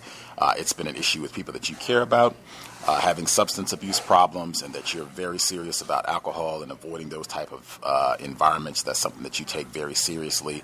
I think that can help if you want to avoid participating in that sort of thing. I think that can be very helpful in presenting it in that way. But if they get intoxicated and then the tackiness, the trashiness comes out and calling you the B word or cursing at you and that sort of thing, that's one of those that you might want to document that this took place. Might not be one that you want to respond at that time, particularly if they're intoxicated. They might not even be able to respond appropriately, but just document that this happened. That might be something that you can bring out later. And in fact, that might even be something that you can add when you're saying, well, I'm not going to the party or whatever, the gathering. We got all the Christmas stuff and everything coming up at the end of the year. I'm not going to participate. When we were there last time, I was called a B about 15 times, and that just, really ruined my enjoyment, and I'm just going to avoid. You can document, it was said by such and such, this time, boom, boom, boom, documentation, and I think I'm just going to avoid it. It just was not a fun experience for me, and it's been my experience that whites, they know when they have these sort of events where alcohol is going to be involved, they know that it tends to be a lot of scandalous, trashy behavior, and sometimes they even modify and send out warnings that you can be terminated for your conduct at these events. They already know that sort of thing is going to happen. They are not ignorant about racism. They're not ignorant about how they get down at these sort of events. I know retired firefighter had commentary as well, since we hadn't heard from him. Retired firefighter, were you going to respond, sir? Greetings. Just listening to the last caller, some thoughts just came through my mind. Not to be facetious towards her or anything, and I applaud her thoughts to improve more on being codified, and I would encourage that she keeps working in that direction. First thing comes to my mind is, how do you know they were drunk? Because white people don't have to be drunk, quote unquote drunk, to say or do any of those things. Matter of fact, without drunkenness, they are much more sharper on their goals to mistreat people, non-white people, because of fun, glory, and also for profit. And they do that on a daily basis. Just for all of us as victims of racist white supremacy to be aware of that and stay as far away from them as possible. Under your different everybody's circumstances different on their particular job, as much as possible. Also, as far as what I know to be, and I'm trying to be as logical as possible, the most proficient fraternity that exists within a known universe amongst people is racism, phi, white supremacy, and whatever else those other names that they may be a part of is just an extension of such. So once again, as she continues in on her efforts to be codified, just my suggestion is to keep those things in mind, and it would help. I think it would help into having the ability to navigate as well as possible to maintain employment, and at the same time be able to get as much of compensation as you possibly can on that particular employment. To what I was calling for, I have to give some background on it. I mentioned before on some of the past workplace racism, white male who is within the administration at this high school where I'm a football coach at. He made the choice, and also is kind of like, in a sense, ordered to play a part in that process called football at that particular high school, more or less to be somewhat of a spy over the non-white black males who dominate the team itself. There's only two males who I consider to be white on the team itself, and there are no all of the staff members except for this white male are non-white black males. I would say this white male is not a racist suspect. He is a racist, specifically primarily because he has sex with a non-white black male. I'm sorry, non-white black female. And as I mentioned before, of his activities, which was quickly noticed by myself and other non-white black male members of the staff, although several of the non-white black males knew him as a high school fellow student, quote unquote. If not, they may have coached him when he was in high school. Last year, he was on the varsity staff, and I never had any conversation with him, and that was on purpose. Not have any conversation with him at all. But it came down. We had a meeting one particular weekend day, may have been a Saturday, and in the meeting, I just noticed he just kept criticizing the head coach and what he does in a certain aspect of the game. And I'm saying to myself, this white male is criticizing this black male who, if they mention the top 5 football coaches, high school football coaches in the state of Florida, which is very significant because Florida actually is the most significant state in this part of the world when it comes to football, the state of Florida. And within that, on the high school level, the transition from high school to college is very significant. But anyway, this guy will be mentioned within the top 5 high school coaches in the entire state of Florida. And he's criticizing him. So I mentioned that to him. I mentioned that to him in front of everybody. It didn't make any difference to me. In terms of questioning him and basically leaving it up to him to give some answers. To whereas you could see the tension and his inability to effectively answer the questions without being exposed, and he just stormed out of the office with intent not to come back. But apparently, I guess he got in contact with the people who put him in that position, and they basically either cajoled him to go back and or ordered him to go back. I don't know which one. But anyway, he came back and finished out the rest of the season. He did not come back on the varsity, but he returned this time on the junior varsity, as far as they're concerned. I guess from the standpoint that he can get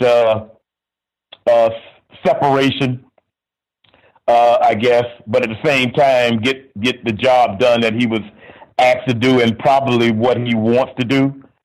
And but you can, I mean, the thing about it is the junior varsity had their first game, and he did a terrible job at his position as far as coaching is concerned.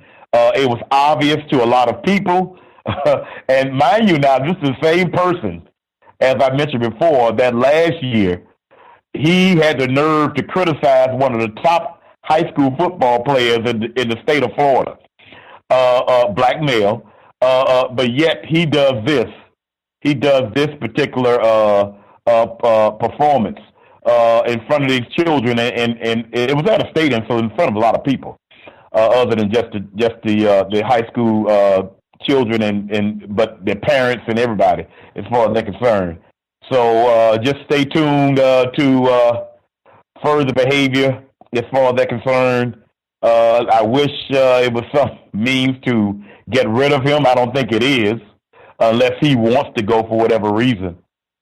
But I'll give some updates as things go by. If anybody have any questions on it, they can. I'll available to try to answer whatever.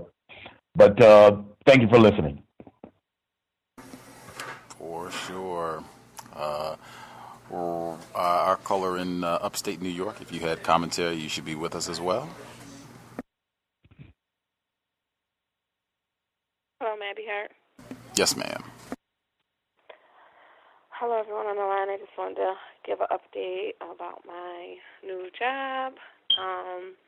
Noticing with it being primarily white women in management position that they do not like each other. They gossip about each other behind each other's backs quite a bit. Belittle each other, are rude to each other. So I noticed a lot of cattiness, and I said, wow, they're doing that to each other. I know they're going to do it to me. So I started some computer training toward the end of last week, and I went in for 3 days. Every day I did not have a place to do the training. No one knew what to do with me every morning, even though they knew prior that I was coming in on those days, and they knew the hours. So for the first hour or so, I was just doing nothing, trying to find this person, trying to find that person, to see if I can use a computer to do the computer portion of my training. When the white women felt like it, they moved me around quite a bit. So I would be on the first floor, second floor, third floor. And as soon as I get on the third floor, I'd be there for 20, 30 minutes, and they'd move me on another floor. Some of it, I think, was just to do it. But I'm still not sure about my benefits. That's still not clear to me. I guess they kind of are making it like they just won't even discuss it until after I do 90 days. I will be training. I went in today and finished up my computer portion, so I will be officially starting on the floor, and my cousin will be training me. I don't know if that's good or bad. I think she will do her best to train me correctly, but I probably will call her before then and have a little conversation with her, because she let everyone on the floor know today that I was still homeschooling my children, which I did not want anyone to know, because I don't want them to say, if they try to call me in, because we are severely understaffed there, that, oh, she's homeschooling her kids, she'll never be able to help. And I didn't want her to tell everyone that she was my cousin, and she did. So I wasn't too thrilled about that. But anyway, she'll be training me. I don't know if upper management knows that we're related, or if they know and they just don't care because they're so understaffed. For the female caller who wrote in about other black women being rude to her on the job, I have not personally experienced that myself. I've just had them just cut off all communication, but it was regarding a white woman, so the white woman was friends with everyone and would kind of turn people against, but I've never had them like be rude or mean to me or just talk nasty. Never had that happen. So I don't know how that would be handled, other than just to understand that they are victims, and that may be their only defense mechanism, and to just stay courteous but try to address it. They may still continue the rudeness. I saw a lot of that today on the job, where black females were rude to each other, but it wasn't towards me, and I'm not really sure why the outbursts were happening. I did interview for another nursing job with the state yesterday, but I do not think that I will leave where I am at for this position, even though it pays much more and has a lot more benefits. I was told that I may do aid work, and which means it's almost like a step down. So I'm an LPN, and they can call me in to do CNA work, which is more physically strenuous. You're lifting patients and cleaning them, and I've never done that type of work. Although we are trained to do that, I've never done it, and I just think it'll be too much burnout, because I'm supposed to start RN school soon. So I don't think I'll take that position. They told me that I would not have any room for extra training for advancement, so that was another reason why I don't think I will take the position, although I was offered the job on the spot. So I think I'll stay where I'm at.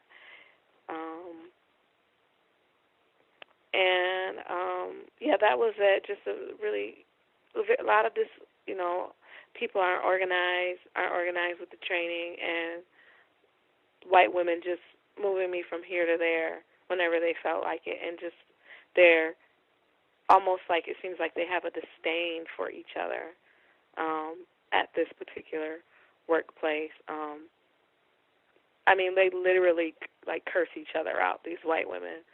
So I've never seen them act this way at work, so it was very interesting. And so that was it. I'll mute my line. Wow.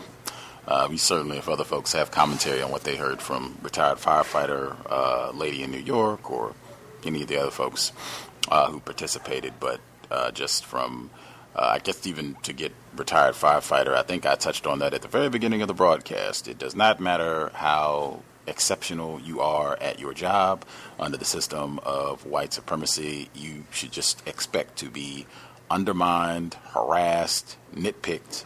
That's what is designed to happen. That's standard operating procedure worldwide.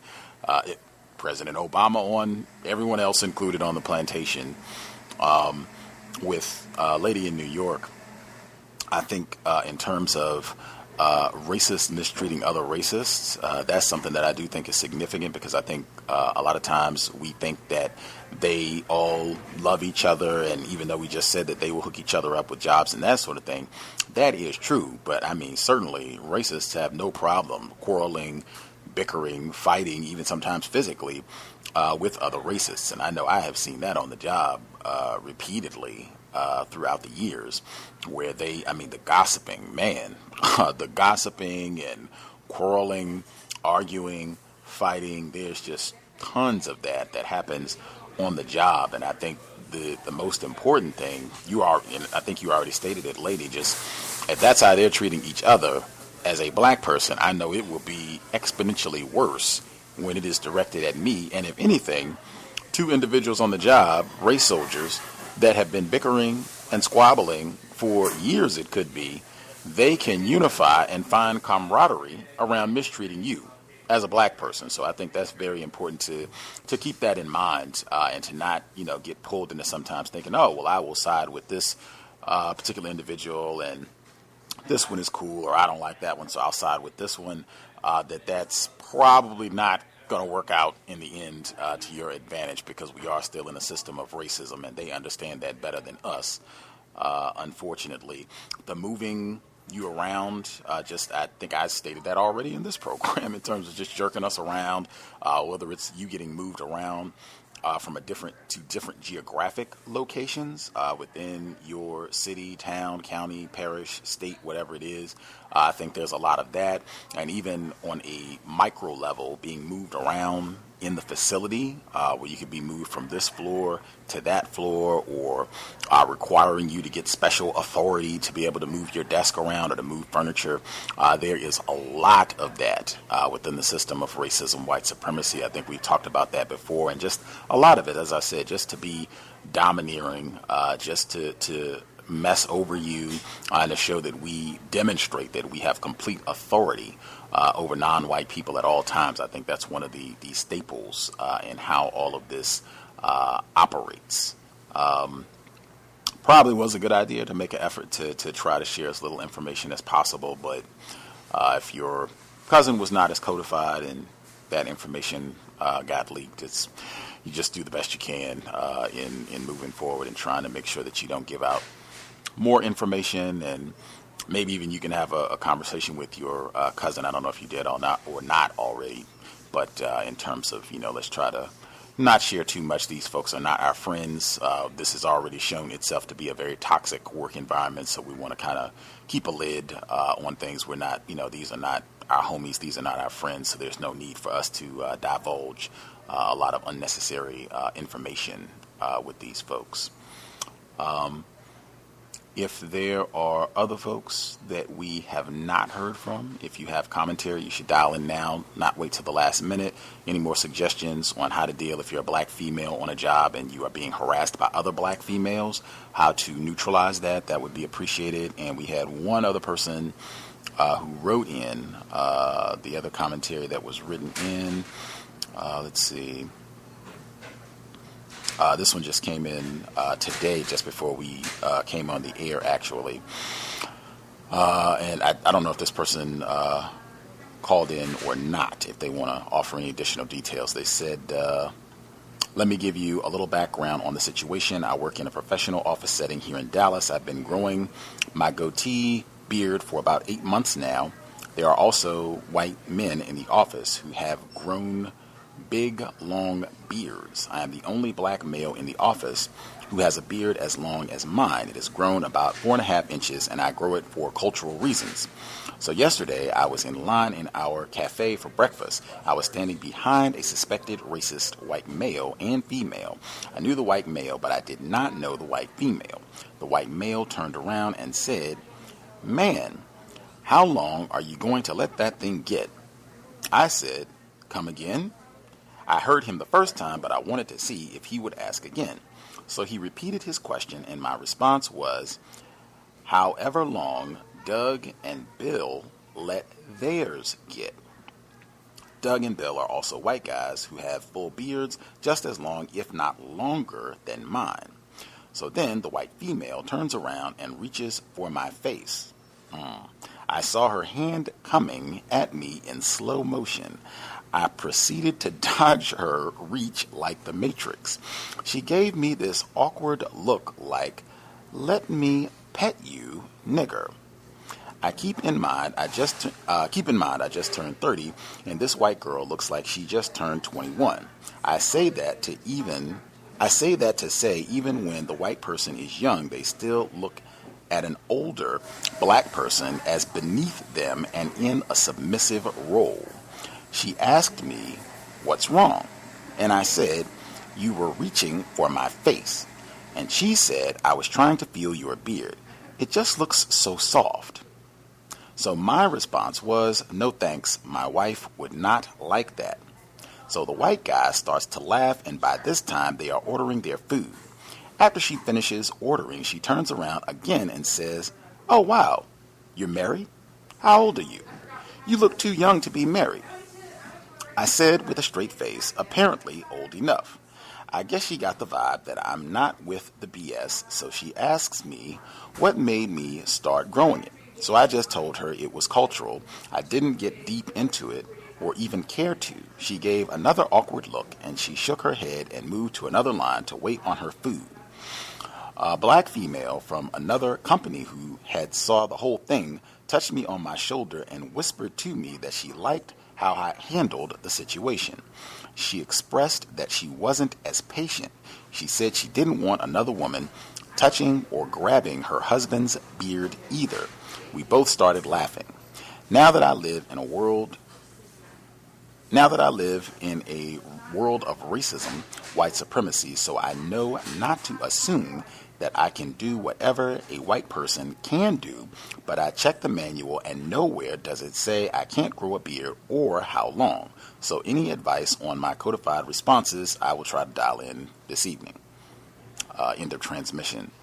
Fascinating. That touching thing pops up all the time. I think there's even scholarship on this in terms of race soldiers touching black people, petting them, invading personal space. I think we had the caller that dialed in not that long ago from Florida talking about how I think it was a white supervisor on his job would do a lot of invading his personal space and getting up and touching them and that sort of thing that just made them really uncomfortable, and they could tell that it was an act of racism. But there's a lot of this. I think even some people have analyzed how this is even done with President Obama, where people will touch him and pat him, and just things you would not do if the president, back when it was George Bush, Bill Clinton and others. But this seems to be a standard aspect of how white supremacy racism is practiced. Folks have commentary on what the caller just wrote in or what we've heard from our other callers, or if you have your own situation, feel free. If we have anybody who we have not heard from, you should certainly speak up now. Can I be heard? Yes, sir. Yes, sir. Greetings to Gus, the host, the listeners and callers. I had a few observations from the past couple of days. The first one was I was sitting at my desk working on a program, pretty much on my assignment, and the head clerk, the white man, he walks past his white female coworker of mine. And I notice he has a tendency to say this kind of thing. I guess, it might come off what they may use the term humorous. He says, "Oh, well, could you watch him for me, please?" And then, they were both kind of chuckling. So, symbolically, I guess that meant, hey, this Negro is unorthodox. He ain't like the rest of them. So, make sure you keep an eye on him. He's presentable and he's, to work on time and stuff like that. And he seems to know, maybe like what you were saying about not divulging too much information, which I don't, but I just make sure, I do my best to stay codified and, constantly you're under surveillance by the white collective. So, yeah, that was interesting for the first. And the second one, this white female, she said that, well, it was like at lunchtime, and she said that her and her mother used to, like, I guess, go to certain concerts or whatever. And she said when she was younger, her mom gave her the name Lucy. And I was like, what was that for? That ain't your name. So she was like, it's short for Lucifer, because she called me the devil's child. So, they started laughing. I was like, wow, that's kind of bizarre. I think that's the word I used. And, so that was real profound right there. And for number 3, like, I was having this conversation with my supervisor, and he brought up, President Obama. And, like, I've noticed, like, a lot of white people, they would mention about, I guess, vacationing, oh, he takes too many vacations. So, I just asked a logical question, and I said, well, how much vacation other presidents have taken, or something like that. And, can we make a comparison, like with the numbers and whatnot. So he seemed to kind of back away, and he ended up basically saying, oh, I just wanted to see if you could prove me wrong, whatever that meant. And it was like for number 4, Like, it was a very interesting email that this same guy, he sent out, because he does this every now and then, because, you know, I try to get him to do something constructive, you know, because I asked him one time, he just said he wasn't going to be constructive. So that's what I tend to do. And he sent out this email. I don't know if anybody's heard of it. It's called, like, the mayonnaise jar. And, like, when he sent it out before, and I didn't understand it. Like, maybe he did it like a year and a half ago, but he sent it out again. And it might have like a religious context to it, but the racism, you know, the racism, white supremacy is loaded in it, because it covers the metaphors, and it has the Wellsing moment in it, because it's basically making an analogy about, I guess, you know, when people have their individual struggles, it's about this professor saying that he has a jar, and he's putting, you know, these white golf balls, like the golf balls and the sand and pebbles, and 2 cups of coffee. So, you know, most of these things are dark, you know, most of these things are not, you know, of white pigment, but the golf balls are. And in the email, it says the golf balls are compared to God, family, friends, and, you know, your favorite passion. And the pebbles, it said it was representative of, I believe, your house, your job, and your car. And then it said for the sand, it represented the quote-unquote small stuff. And you know, that ain't going into detail about nothing. So, you know, I had a question about, you know, what in the world is the small stuff? And, you know, sand is brown. So it's a picture of this online if you wanted to look it up. So I guess it says something about, at the end of it, the story, it says, well, you know, what does one of the students asked the professor, well, what does the coffee represent? And the guy says, oh, you know, I'm glad that you asked. He says, you know, the coffee, he says, well, you know, in life, because it's all supposed to represent life, you know, we all just love to have a cup of coffee. And then it says specifically, you know, make sure you take care of the golf balls. So, you know, I just thought about Dr. Wellsing when she was talking about, you know, in one of those old lectures about, you know, golf and ball games. So it's basically saying the white object is you know, takes priority over everything else. So, yeah, I thought that was very interesting. And I don't know if anybody on the line has heard of that. And that's everything I have for this week. Thank you. I had not heard of that at all. That is a new one. I will have to investigate. Anybody heard that? The mayonnaise jar? Anybody heard that one?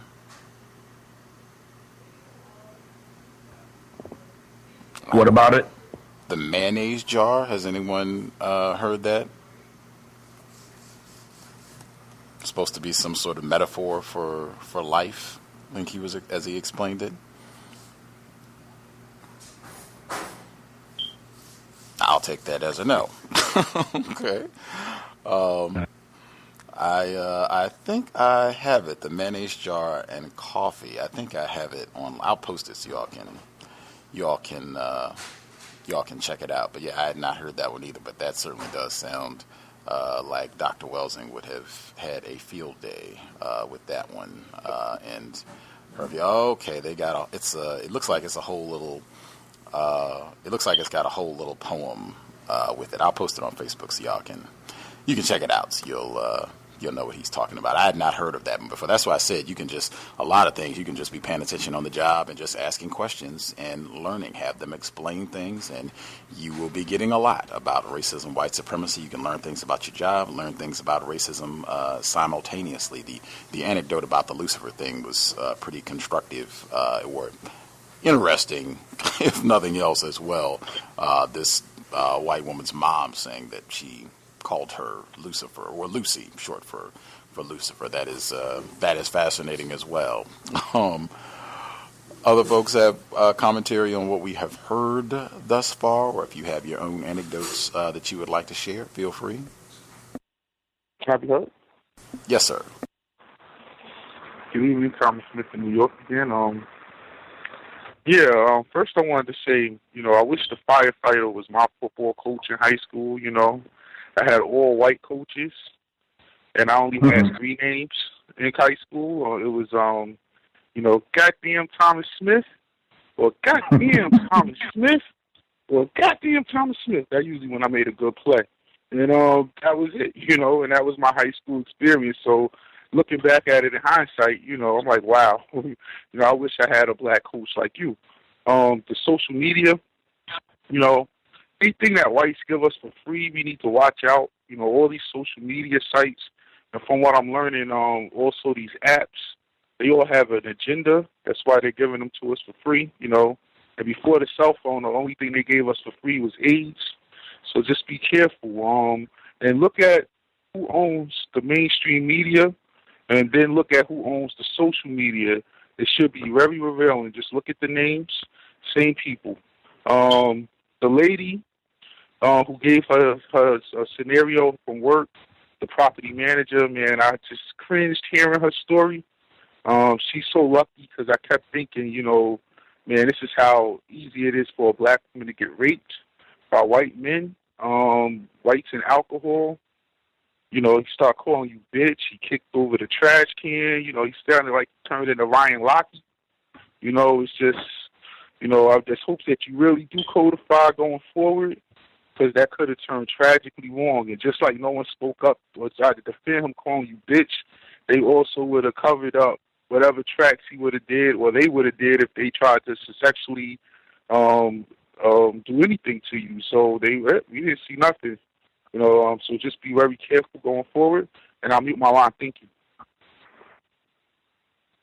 Can I be heard? Yes, sir. I just wanted to piggyback off of what Thomas was talking about in regards to Facebook. He is absolutely correct. For those who are into social media and would like a more secure platform, Scotty Reed, the founder of Black Talk Radio Network, actually created something called the BTR community. You can search for it on Google. It's a closed network specifically built for black people to have codified conversations. It costs about $24 a year, or you can pay in installments of $2 a month. And the best part about it is, like I said, it's a closed community, so everyone cannot see it. You have to be a part of it to see it. Essentially, it's just a platform for codified black people to have conversations. You can post articles, have discussions about those articles and things of that nature.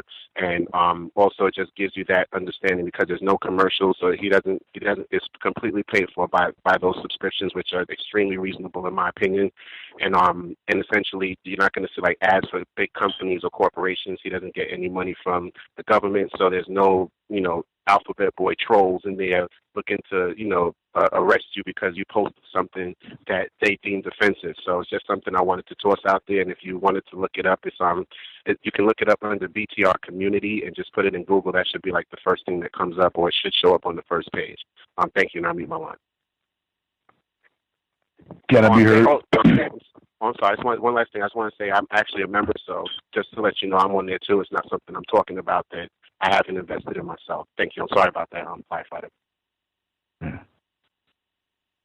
Yes, I just wanted to say in response to Thomas, I wouldn't have minded to have been sharing with you as a coach to a player.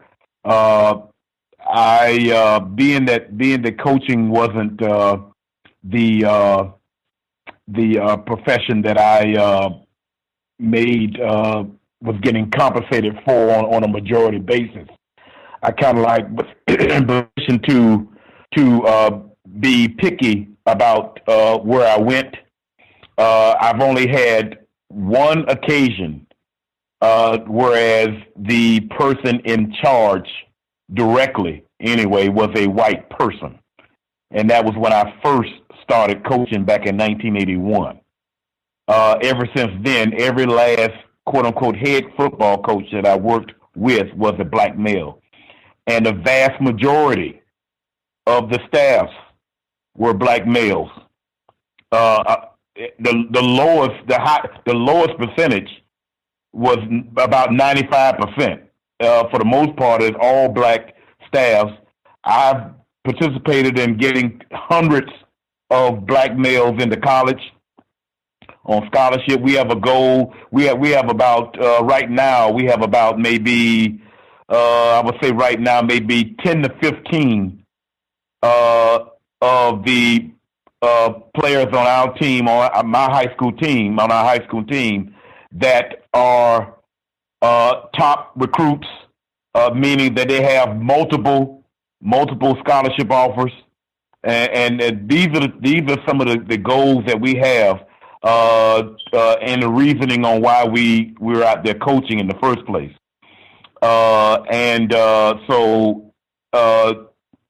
and within that, we also, what I try to do is share with them some things that are a lot deeper than just playing sports.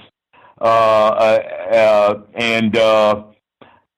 get a great response from the young people, and that's what kind of like keeps me going. The distance where I go to coach is way out of my way, but because of the young people that I come in contact with, it's certainly worth my time and energy. It's hard to describe. It's like getting some kind of deep spiritual charge just to be around them, because they're so open in the mind. They're honest. Even when they're not doing the right thing, they're very honest in what they're saying and doing, and it's just something that I really like to do, and from the standpoint of assisting these young people to go from the transition from high school to college, is something that is in my mind very monumental. From that standpoint, so it's something I really like to do from that standpoint, and I keep working to get better and better at my means to communicate with them. Now, I don't talk directly about the global system of racist white supremacy, but I do speak a lot about justice. I do speak a lot about codifying as far as saying and doing in a correct manner, and I get some tremendous positive response from them. And yes, these young people do get it. When you work and keep working towards breaking down what you have to say in terms where people can fully understand what you're saying and doing, because they are looking at you, then you're gonna get a constructive response, and it's like recharging my batteries to me. It's like, the contact that I have with them is super positive. Yes, thank you. Indeed. Hey, Gus, can I add one more thing? Yes, sir.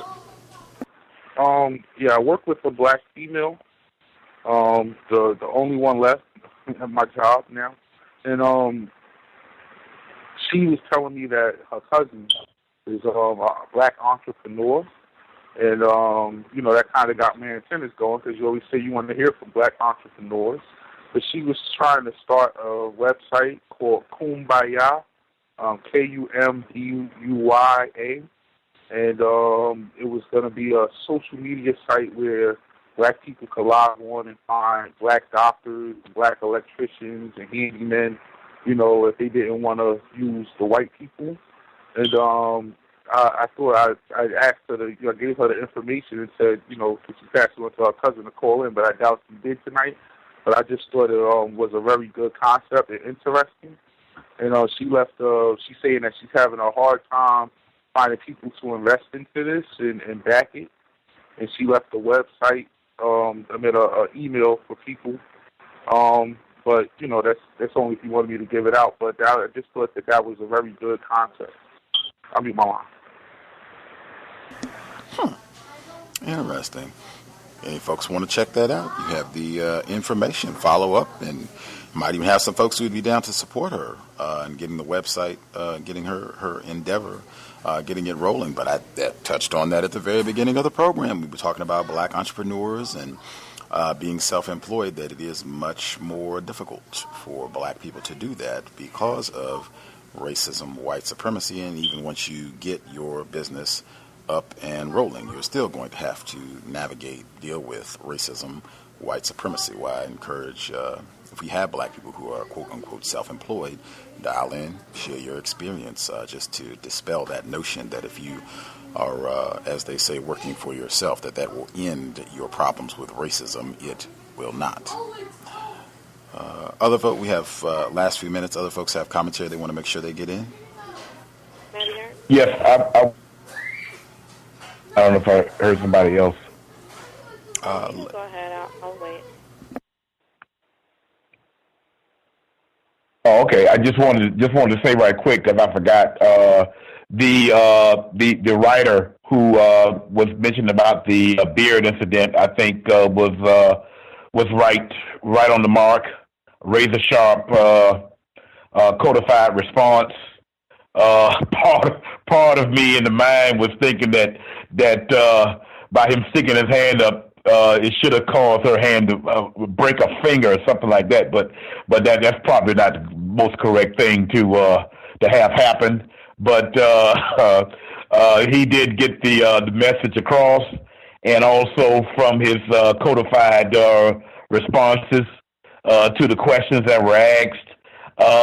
I'm kind of like keen on that because I've had a bald head since 1990, and even before that, as a football player myself on the college level, I was cutting all my hair off at a certain time, like over the summer, that sort of thing. But it makes people curious, and even with non-white black people, I'm pretty picky on who I would allow to touch my head. It had to be somebody. It had to be somebody very, very, very close to me. My mother just turned 89 years old today. She could do whatever she wants to my head, as far as that's concerned. But I think with him being that he was keen to what changes he made to himself, he was quite prepared to be able to respond very quickly, because you have to be on alert to that, especially with white people. I think he was right on the mark. Yes, sir. Mm-hmm. Reminded me of that whole, I think it's Lena Dunham, the white female. She did the HBO show Girls and all that, suspected race soldier. But it was a big kerfuffle. She wrote a piece within the last few days about the New York Giants football player, Odell Beckham Jr., and I guess they were at some sort of party, and she got upset because he was not paying attention to her as a white woman, and she wrote this piece saying she was all offended, and he wasn't interested in me, he was on his phone, and all. It reminded me of that when white women in particular are looking to get attention from you and the touching and all that, and you reject them, that thing can get explosive real fast when you are showing disinterest when they are trying to talk or whatever, particularly in a workplace situation. But yeah, I thought that was great, and particularly employing. I am married.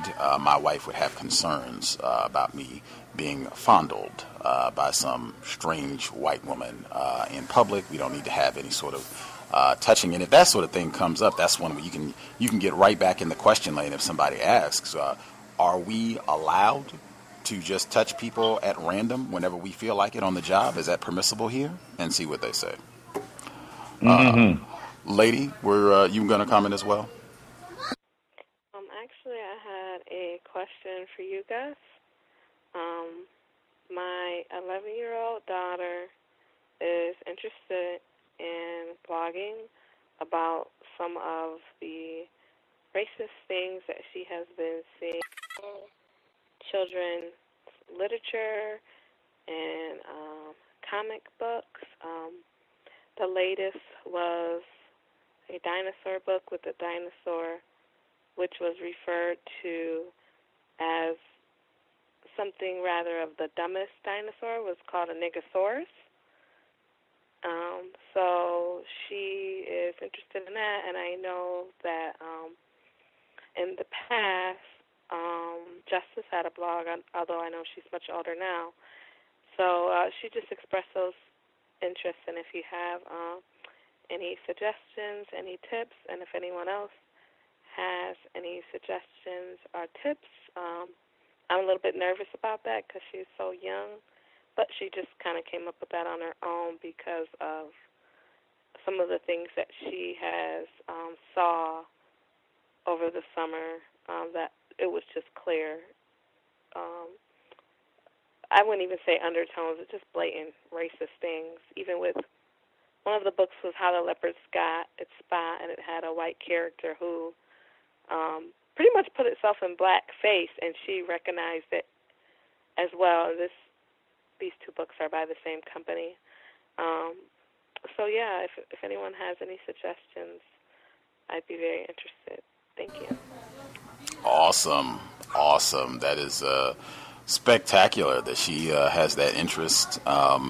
It's not very difficult. I think Justice, she started her blog, I think she was 11 when she started writing. It's not, a lot of them, they already have like a template. You just kind of go on, if you want to do it at WordPress or Blogger. Those are some of the more popular platforms. There are many others as well, but I think those are some of the more popular ones. But the template is up. You can just kind of pick whichever one you would like to do, whichever one you think would be easiest, and just get cracking. And I would say particularly, I think it would be great to do, number one, just to encourage, I think, more parents and children, but particularly black parents, that your child, even at 11, 10 years old, that racism is not beyond their ability to understand, contrary to popular opinion, that you can see and decipher this at a very young age. You might not have the same type of vocabulary as a Dr. Marimba Ani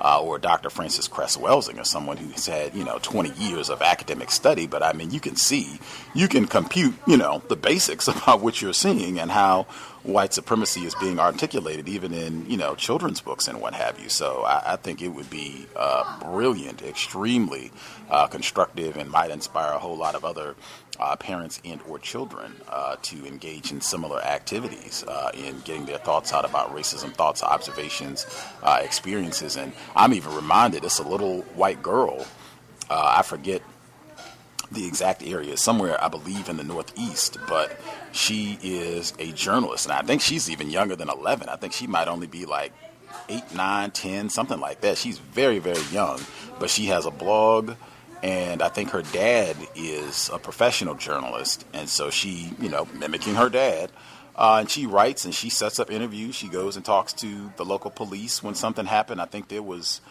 some crime that happened in their neighborhood, and she reported on it, and it ended up being, the lead on this story. She was the one that had the big story on all this, and it became a big deal in reporting. And some people tried to fuss at her and say, this is terrible, and why do you have her doing this? And her dad fielded a few interviews and basically said, she's because she would leave the house by herself and go out and talk to people, get her interviews together, and then go back and write up, her report on what she saw and what people said. And her dad was basically like, she's safe.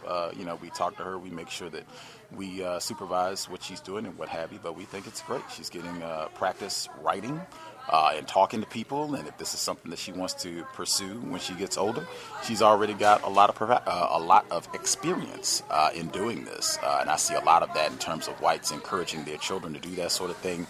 I think even we had Asada Kirkland on the program earlier this year. She was doing the same thing. She said her daughter, I think, has already published at least one book, and it might be more than that. So I think it's a phenomenal idea. As I said, you can go on. I don't know if you have a blog yourself, but it's very, very easy. It's really just a matter of going on WordPress or Blogger. A lot of the platforms to blog are free, so it's no cost at all. You can just go on, pick the template, pick a title for the blog, try to think of something witty. You all can, take some time trying to figure that out.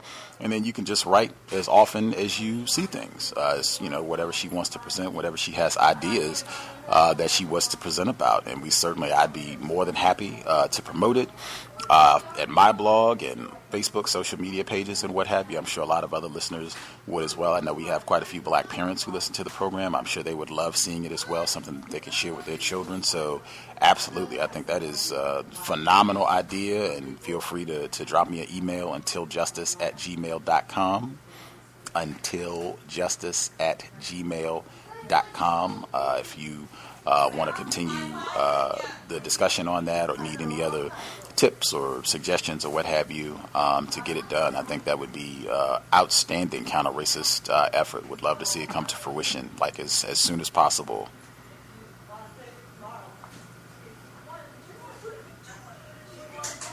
Okay, thank you. Yes, I will, have that conversation with her and get started. She wants to get started as soon as possible. She's just waiting for me to get another computer. I got one today, but it wasn't what I wanted, so I'll go take that back tomorrow and get something different. And I will let her, know about WordPress, know about some of the different, I think you said blogger, but she has, both of my children read a lot, and she, even my 7-year-old is noticing things. They've been called militant a few weeks ago, but they've noticed things, and she comes to me almost every other day, and she'll say, oh, did you notice that? Because it'll be like a mouse, but the mouse that wins the beauty pageant or the mouse that has, like whatever good career is blonde or something, and the mouse that's always eating and it's fat or is rude, has the dark hair or the dreadlocks. And so she'll notice in these different books. And then when she, today even the one we went to the library, so we go about 4 times a week, she was like, oh no, I've got to do this now. She saw one where I think it said escaping slavery. I took the picture on my phone. But it was a black man reaching back for a blonde-haired, blue-eyed white woman. And the woman was giving him whatever he needed in a bag to escape slavery. And the first thing that came into my mind was a parody of Mandingo that was done quite a long time ago when he reached back and got the white woman. But, of course, she hasn't seen that, but she noticed that was incorrect, and she says, oh, no, this is it. I've got to do the block. I mean, how is she going to give him something when she's the one who's making him a slave? And I was like, you got it. You're right. And her grandfather laughed. So she had me take the picture, put it on my phone that she can go back and get the book because she's noticing it in almost everything she reads now when there are pictures or some type of character.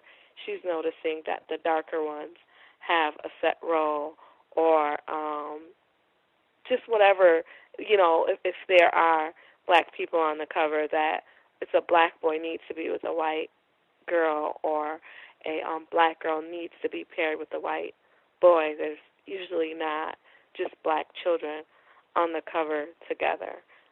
So I will follow up by letting you guys know how she's progressing. I think we're going to incorporate this as pretty much her writing for her homeschooling this year, and I think she really wants to do she says she also wants to write her book this year.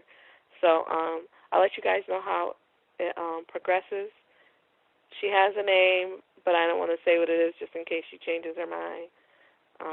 And I'll definitely email you with any questions that I may have. So thank you. Thank you. That is phenomenal. Best news of the day, getting more young, not being a spectator. Definitely want to encourage black children. Do not be a spectator, be involved, and value your insight. That's something that's huge. I know Mr. Fuller says that sometimes the universe sends signals, or the creator, however you need to think of it, sends signals that are just for you. Certainly the things that you pay attention to, the thoughts that you have, should be valued. They are important. I think so much of the system of white supremacy devalues the thoughts, feelings, ideas that we have as black people. So anything that you can do to nurture that, encourage that, foster that in young children is absolutely phenomenal. So hey, get that ASAP, as soon as she can get rolling. Like I said, let us know. I'm sure we have a lot of black parents, including myself. I don't have children, but I too would love to read her thoughts and to promote it, share it on the program, put it on my blog, so that other people can access it and hopefully be motivated to do the same thing with their children. That is glorious. Getting a little bit closer to solving this problem. That is 3 hours. We have done our time. We will be here next week, same time, 8 p.m. Eastern, 5 p.m. Pacific, Workplace Racism. Again, if you know you're not going to be able to participate live, you can drop us an email, and we will read your commentary on the program as we do each week and get people's feedback, suggestions, thoughts on what you have to share, or you can just prepare to be able to dial in and participate live each and every Thursday, 8 p.m. Eastern, 5 p.m. Pacific. I think, unfortunately, we'll be competing with the NFL on Thursday nights, but hopefully that won't be a big deal moving forward. We'll be here tomorrow, about 24 hours from now, our final installment on Blood Brothers, the fatal friendship between Muhammad Ali and Malcolm X, 8 p.m. Eastern, 5 p.m. Pacific. Next Friday, not tomorrow, but next Friday, our new book, we will be doing The Spook Who Sat by the Door. Fiction, the great Sam Greenlee will be starting 8 p.m. Eastern. If folks want to get a copy of the book, I know that book is in the Seattle Public Library, but it is my understanding that depending on where you are, that book may or may not be in great circulation. If you have a problem getting the book, let me know. If you want a hard copy to follow along as we go, but at least some places you shouldn't have too much trouble getting your hands on a copy of the book if you want to follow along with Mr. Greenlee as we start The Spook Who Sat by the Door. Next week it is a smidge different from the movie. I've been rereading it in preparation, and I've seen the movie more frequently. It's been a little bit longer since I read the book the first time, but it is slightly different than the book in some key parts, so it'll be great to kind of compare and contrast, but that'll be starting next week. Certainly we'll be here this coming Saturday for the compensatory call-in, 9 p.m. Eastern, 6 p.m. Pacific. We'll review the past week, and thankfully TuneIn has been updated, so any listeners, if you listened to the cows at TuneIn, live or archived content, they did update our feed, so you can listen to the program at TuneIn.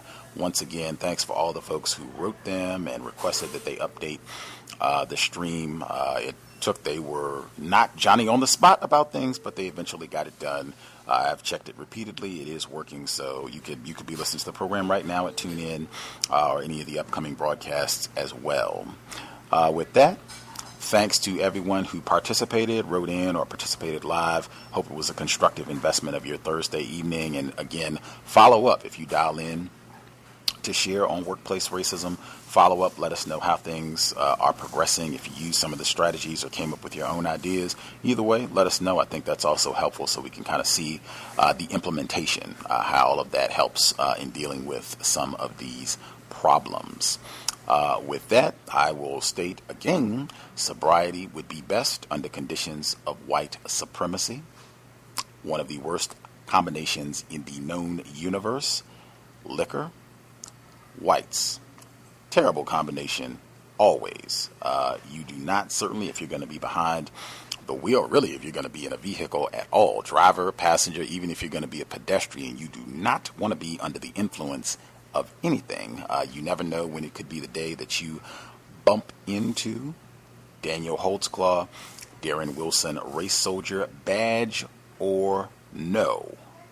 It can be a fatal, life-altering encounter, and I mean quick, in a matter of seconds and or minutes. Keep that in mind. That is a major reason we really want to be about sobriety as long as the problem of racism, white supremacy remains. Invest if you think the program is constructive. Racism-notes.blogspot.com. Racism-notes.blogspot.com. Listener supported counter racist radio. PayPal button is in the top right corner. If you're not into PayPal, drop us an email. We will get you a physical mailing address. With that, Creator, we ask that you help us remain patient with other black people, victims of white supremacy. We ask that you help us remain patient with ourselves. Remind us to demonstrate the highest levels of black self-respect at all times, in all places, each and every time we are in contact with another black person. It has been time. Replace white supremacy with justice immediately. Cal signing out. Thanks all for tuning in. Nigga, you so brainwashed. I'm a victim, brother. Problem. You're a victim. Man, I'm a victim of 400 years of conditioning. Shut up. The man has programmed my conditioning. Even my conditioning has been conditioned.